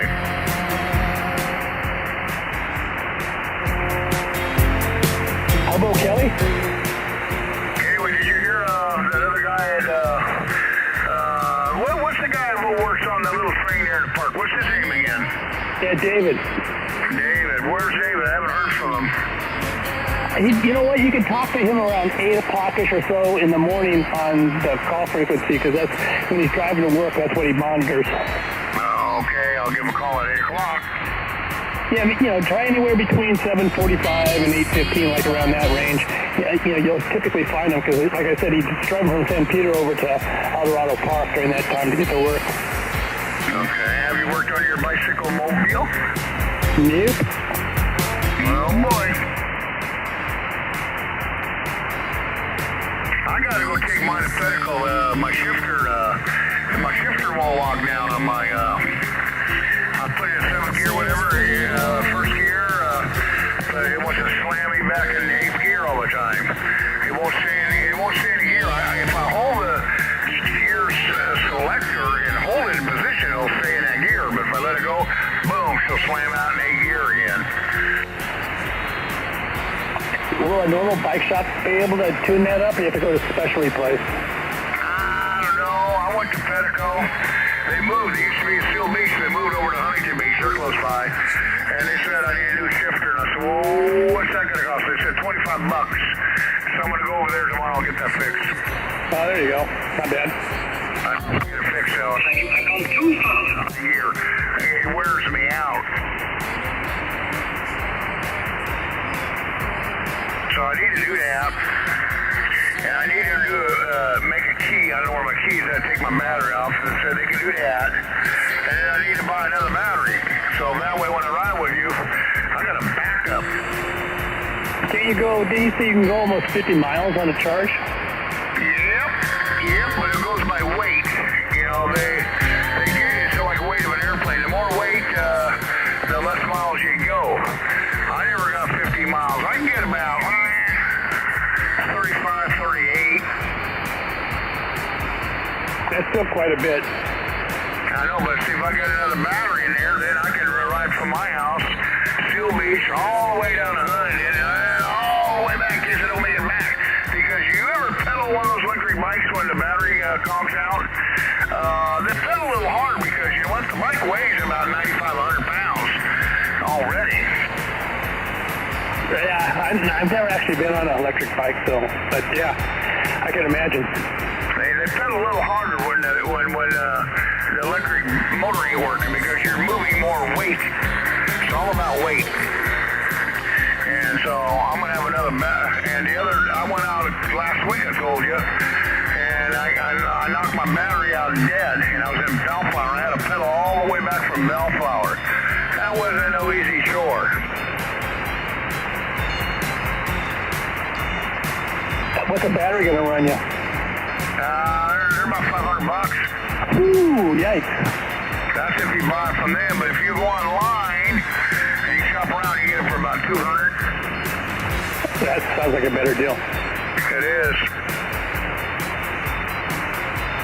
They got a markup on those things.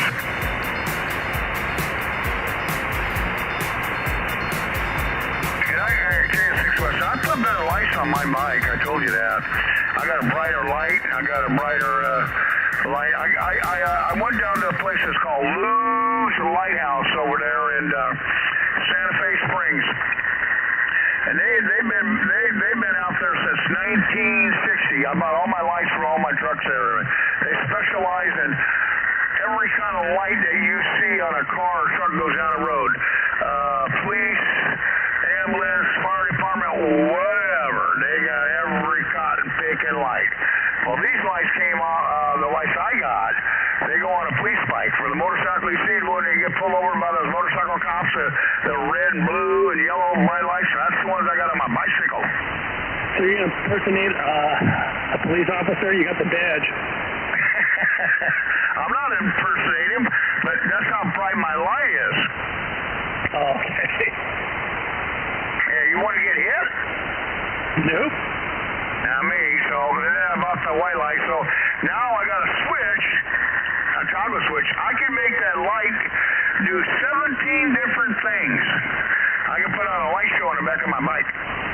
Will it pedal for you? No, I won't pedal. That's the Tesla model.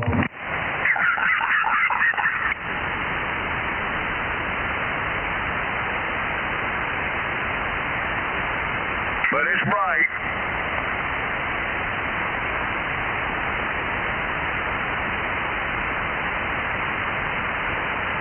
I was going to put a blue one on there, but I thought, well, the cops might not like that. Maybe I might get away with it, but, you know, that blue is pretty bright blue. You know that.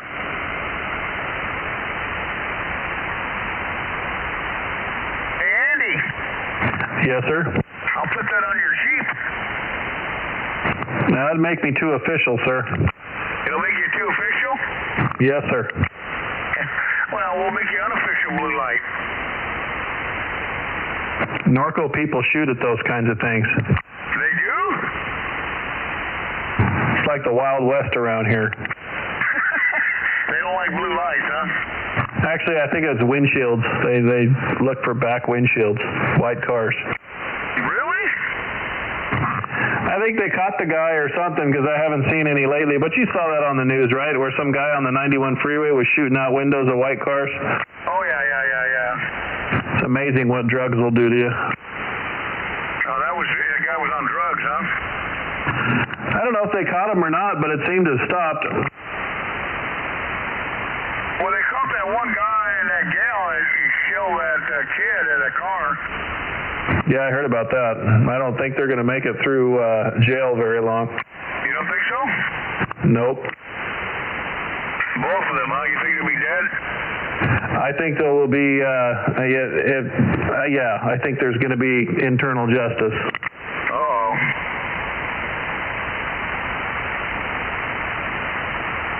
I wonder if they realize that. I'm sure they Hello, everybody on the stream. Jump and say hi on the chat. A little bit less people than normal, but love to hear where you're at. I have a feeling that it's mostly people that are on here listening. The window just shot out of them. Or that's talking on the frequency.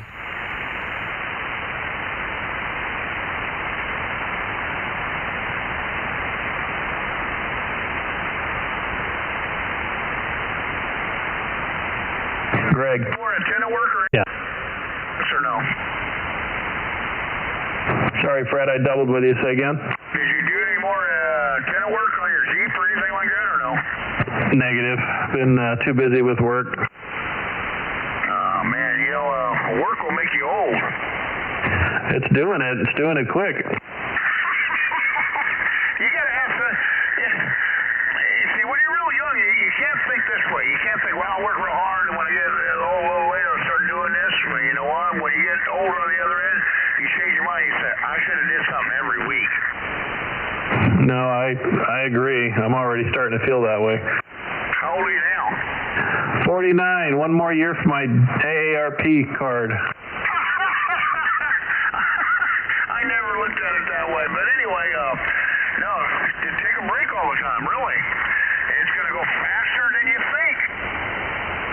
It already has, my friend. No, it even goes faster. So, Greg, when I was looking at a Toyota RAV4 Prime, the guy was upselling it, and I sat in it and realized it was too small for what I wanted. They wanted $10,000 over sticker on it. $10,000 over stickers, ridiculous. I think it's worse than that. $10,000 for what? Toyota has a plug-in hybrid they just created, and it's kind of a sporty one. It's really a fast SUV, if you will. I don't know what fast is, but they keep claiming it's super fast. So because it's the new latest Wazoo thing, and cars in general are hard to come by, they wanted $10,000 over asking on it. Wow. I could buy an Escalade for that. Hey, Andy, on that AARP, Yes. real quick, that AARP thing, Yeah. I got 10% off going to Vegas this coming weekend, which more than paid for my 3 years of AARP membership. I want that and the restaurant discounts, man.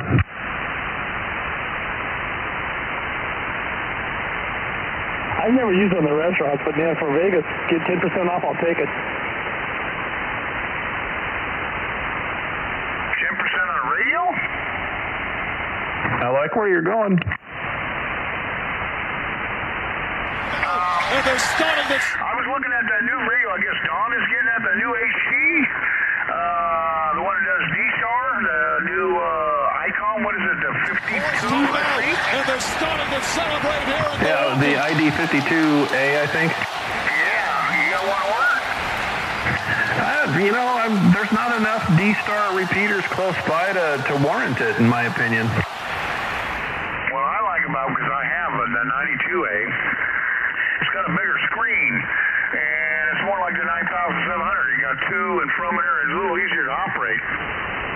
It's a nice radio. I'm not denying that. I just don't see the sense in it.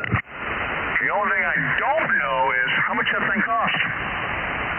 I don't know that either. I don't think they're even published yet, are they? I don't know. I just know you got to pay $35 to reserve one. They put that towards the price of your radio, or do they keep that? No, it's sort of the price of your radio.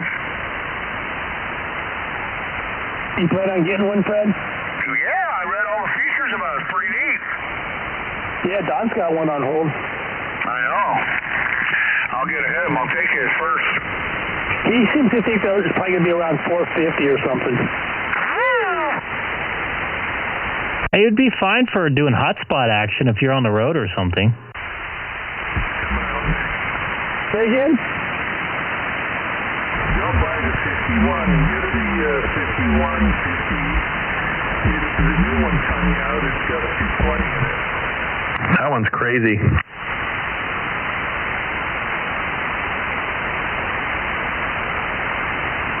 going to transmit on 220?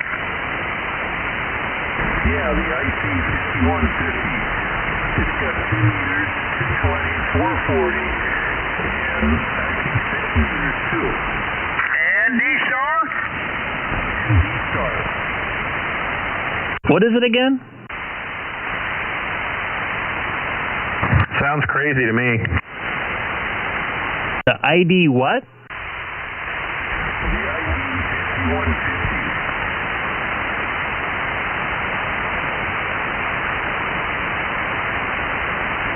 And they have a buy one, get one free sale.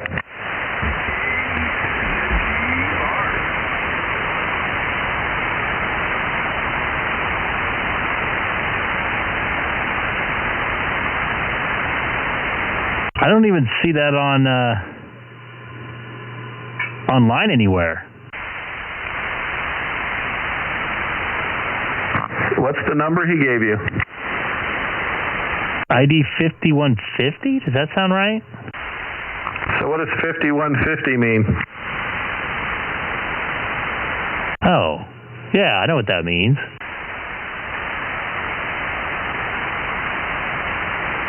Means it's a really crazy radio, right? Yeah, I found it.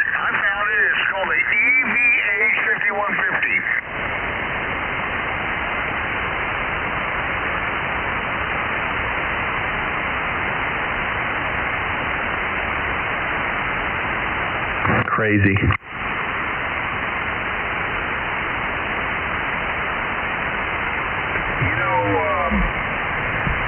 John was coming in pretty good from the high desert. Was he running power?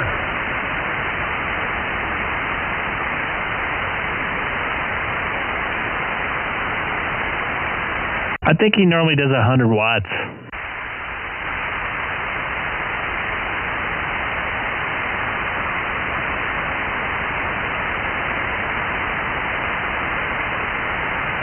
Is this Dave?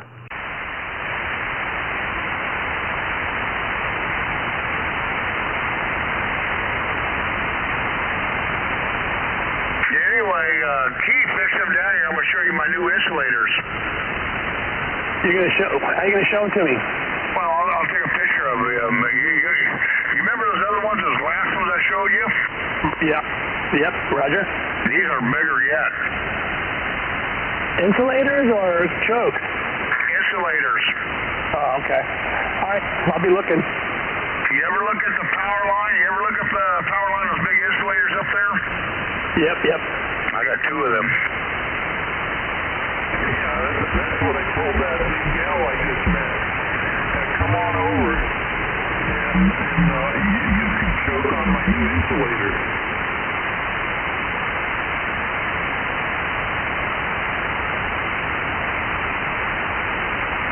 I'll be here all night, folks. So it's shorted out.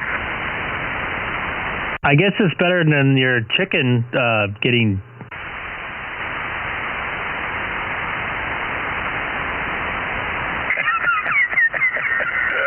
No, I really got 2 of those big insulators, Keith. Yeah, I believe you. I'm going to mount them on the deck, and then I'm going to run a wire across them. I'll take a picture, and that'll be my QRZ page. And I'll say, here's the insulator need, and I'm running QRP. No line loss. Did you guys go out and look at the moon? How I think there's a lot of moisture in the upper atmosphere. There's weird clouds around the moon, circular.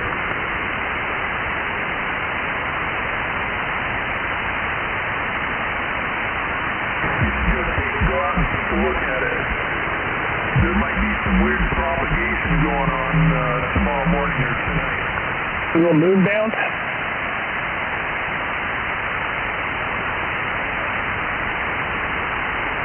I forgot what that's called. It's called Blue Moon. It's looking weird down here.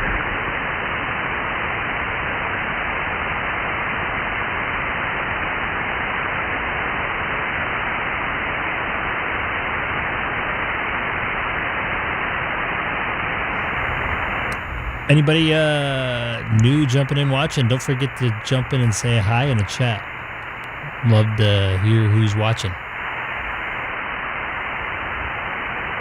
Are you oiling up your chain there, Keith? Getting that chain all lubed up? I want my bike. Yeah. Yeah, I got the killer oil. What is that? What is the killer oil? Well oil? No, it's a bicycle oil, so it doesn't collect dust and things like that. It's supposed to be really good and clean. I didn't know they had that. It's called killer oil? No, that's not what it's called, but it is killer oil. Well, you call it killer, or is that the name of it? No, it's not the name of it. I'm just saying it's pretty killer. Well, where do you buy that at? Bike store. Okay. I bet it's expensive, huh? Yes, one brand's called Triflow. It's like maybe 2 ounces, like $8. But it lasts a long, long time. I used to buy chain oil. We used to motocross. We lubed our chains up with that kind of stuff. Yeah, same idea. This stuff would work on cycles also. I was thinking about taking my chain off and break it off and put in some Armor Mixture and let it soak in it for like a whole week.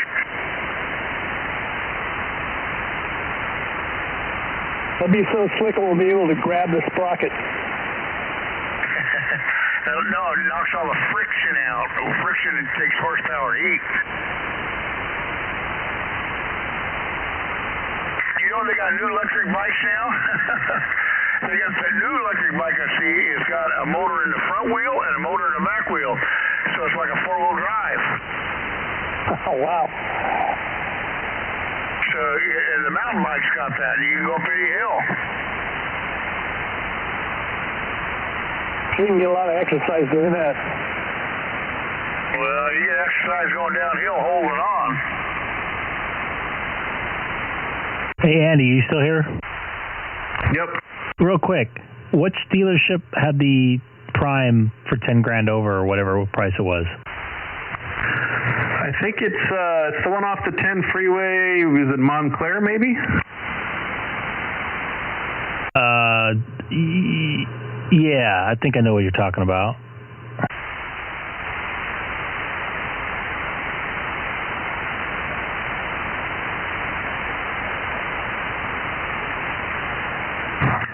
Glendora one, exact same thing, by the way. That's going to eat your whole your whole rebate from the government. Well, if the government gives you $7,500 in tax credit, what does that equal to? $3,000, $2,500? No, you get the whole credit. Doesn't that just come off your income? In other words, if you make $100,000, you take this credit. Now you made $92,500. You don't pay taxes on the full $100,000. That's how that works, right? No, you get the money back. Oh, well, that helps. So if you pay $10,000 in taxes, you get $7,500 of it back, regardless of any other write-offs. Affirmative, off the top. Well, that makes it make a little more sense, at least. That's what they do for solar panels as well.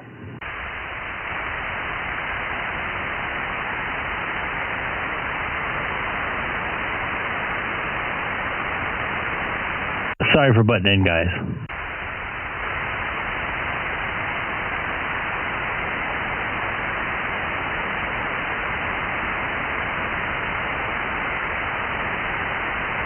I just think it's a bad time to be buying cars right now. I think things need to cool down.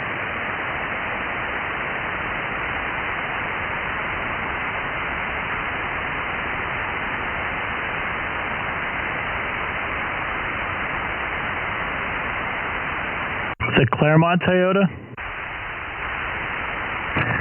I think so. I'm not real sure which one it was. I just know I was eastbound on the 10 freeway and got off somewhere near there, so I'm kind of assuming. The huge one on the south side of the 10 freeway. It looked like they had a bunch of cars, but they had maybe 10 cars and the rest were all used.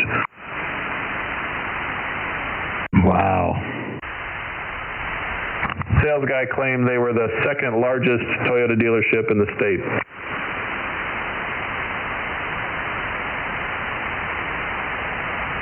Gotta watch those car salesmen. Yeah, he said he had a bridge for sale somewhere too, somewhere in, I don't know, the middle of the U.S.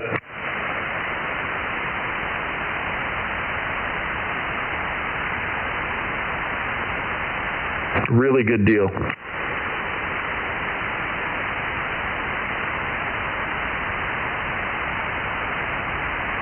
Well, according to the internets, that's not the case. He was BSing you. Yeah, none of the internet things say that, right? What does it say on the internet? Longo Toyota is the biggest one, and then there's a dealership up north. Oh, well, that doesn't surprise me. Longo is huge. I've been there a couple times. They don't deal with you at all very good. Right now, none of them do.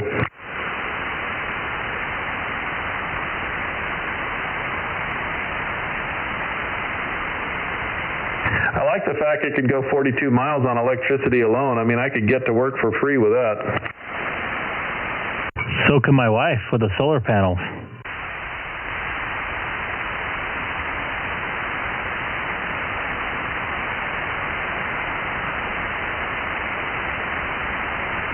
It was kind of the whole point of me getting it, but I don't think she'll be getting that car anytime soon.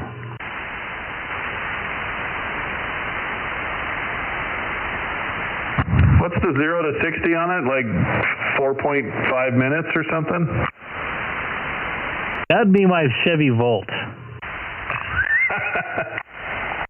Actually, I think that RAV4 is faster than my Chevy Volt, to be honest with you.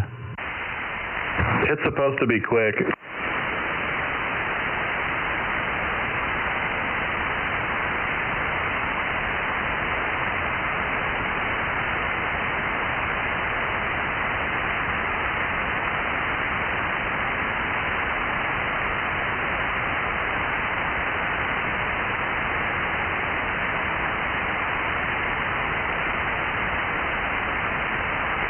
Dang, those primes are almost 50 grand. 50.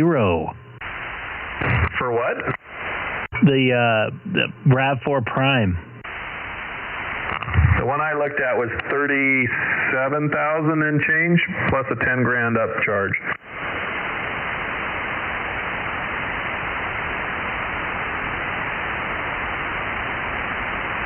Hey, Dave, how goes it? Good, Keith. How are you? Doing good, thanks.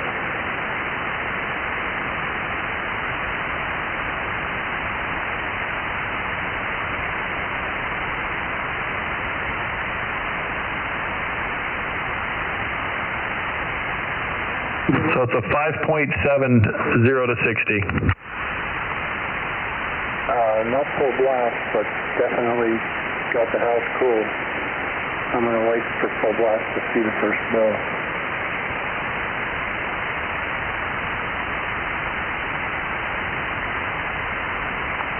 But if the numbers are accurate, it's producing more than we're using, so it should be good. There you go. Greg, you have solar. Do you break even or stay ahead? Since my wife's been working at home, I've been paying like $800 a year total, and my solar panels are about 5 years old. Did you say $800 a year? Yes, and I used to get a check from Southern California Edison for about $200 the first 3 years we had it. Wow, so the panels have diminished their production capability that much? No, not at all. Actually, the solar cycle is a little low right now. I'm producing about the same amount of solar, but my wife is working at home, so we are using more power than we did previous years. And we also have a daughter, which we didn't have the first couple of years. So all that kind of starts to add up a little bit. You've been home a lot lately, too. If you're using more. Mine so far is producing more than we use, so I won't be getting any more sons or daughters. My wife's definitely not going to work anymore. But you got to power all those ham radio amplifiers, though.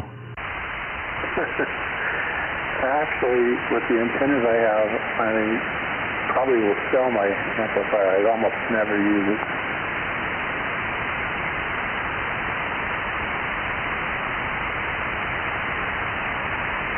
And by the way, Andy, that is 5.7 whatever. I'm like a 6.7 with my Chevy Volt, so it is faster.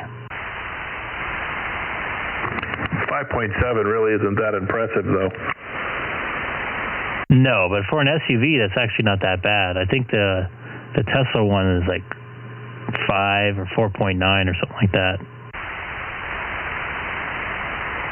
If they throw in a shoehorn, I'm in. Anything's better than my wife's CRV. I hate that car. CRV, you said? That's the truck. Yeah, it's a CRV. Say again, Dave. I keyed over you a little bit. That truck, I think it was Tesla developed and showcased. Yeah, what about it? Why don't you pick up one of those? No thanks. That thing looks ugly as... Ugh. I know. I can't believe the design. It's ugly. That's the whole thing. They had the two or three cars they have right now. They don't look like an electric car. They look like normal sedans or, subcompact cars. That's one of the reasons why people didn't want to buy electric cars, because they look so weird. And that Tesla truck looks just awful. I've seen one on the road, like a test one or something, but no. You've actually seen one down the highway? I did. It was over by LAX.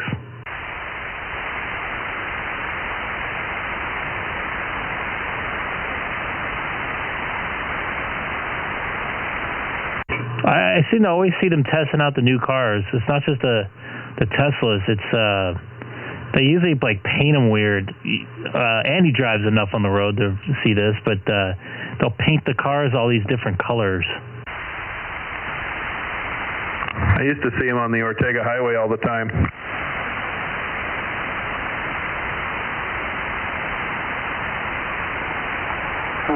I see the Tesla, I don't know what the model is, but the Tesla 4 doors all the time. The Y?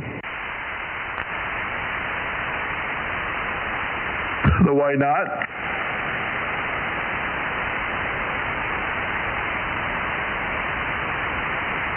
kills me about the Tesla Model 3 is the stuff in the center. I own 2 Priuses, and I hated looking into the center for my telemetry of my car.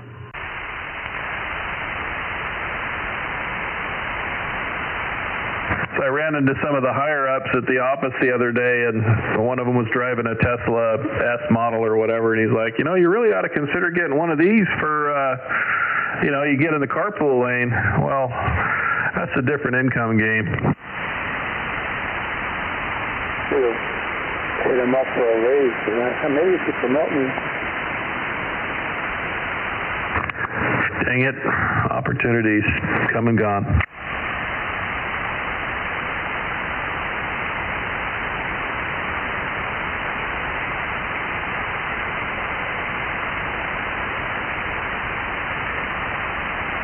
One of them bought an XC90 Volvo SUV. I think it's like $90,000 or something. No. They say there's a shortage of cars, and the cost of most vehicles is skyrocketing. It is a true statement.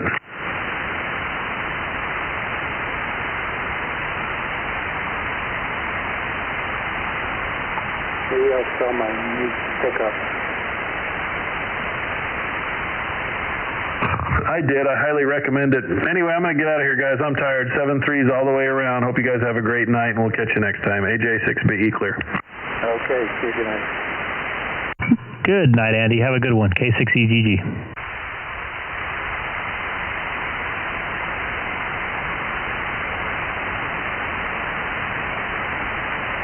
Dave, what year's your truck?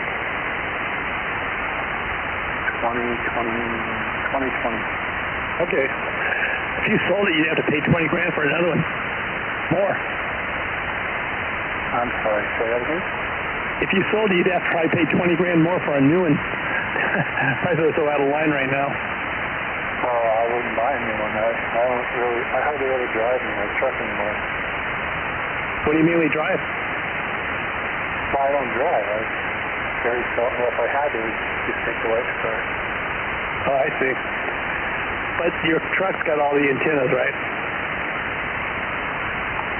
Yeah, but they're not. There's no holes or anything drilled in them. They're on the roll bar in the back on the bed.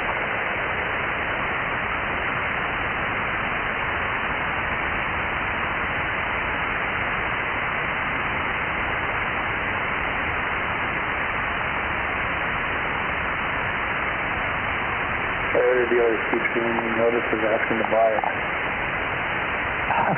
I got a notice to buy back my wife's car, and they were offering me. I mean, they haven't seen it or anything, but they offered me $500 less than what I bought it for 5 years ago. Jealous. But the same thing is, like, if I had to rebuy the thing, I'm going to pay $10,000 easy more for it. Make your wife well.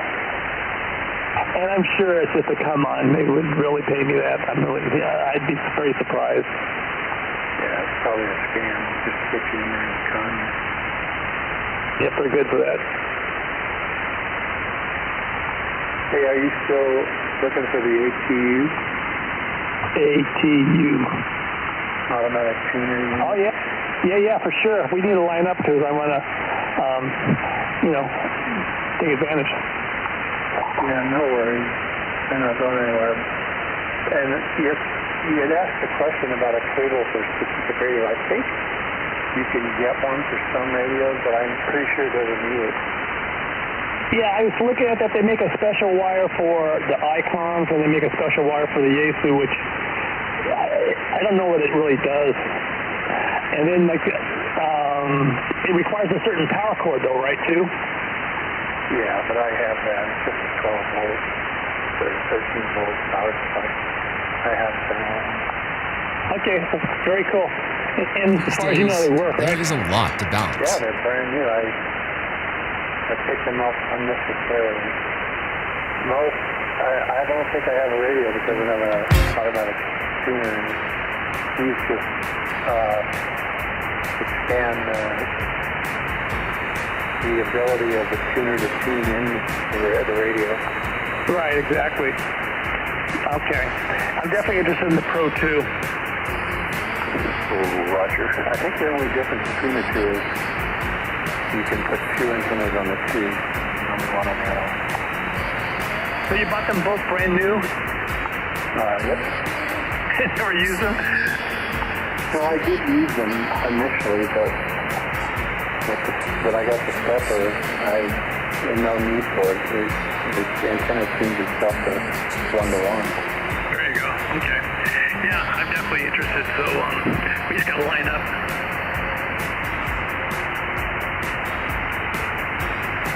All right, boys, I think I'm going to call tonight. I got up very early for me this morning with almost no sleep. So, anyways, take care. This is Greg, K6EGG from the city of Chino. Dave and Alex and Keith. I think Fred's still out there. So, you guys have a good one. I'll be back tomorrow night. All right. Hey, take care, Greg. Did you say you're working tomorrow or you're off tomorrow? I forget. I'm off tomorrow, so I'll be back tomorrow night. All right. Take care. We'll talk to you soon. WA6QXA. Cool deal. Take care, Greg. See ya. See you, Dave. All right, so I'm gonna call it a night. A little short night tonight. Only about just about 2 hours and 15 minutes on the nose. Sorry. Anyways, this is Greg, K6EGG. Anybody new to this stream, don't forget to hit that subscribe button and say hi in the chat as much as you can. Kind of very quiet on the chat. Not one person in the chat tonight other than myself. So kind of bums me out about that. So anyways, guys, take care. See you tomorrow.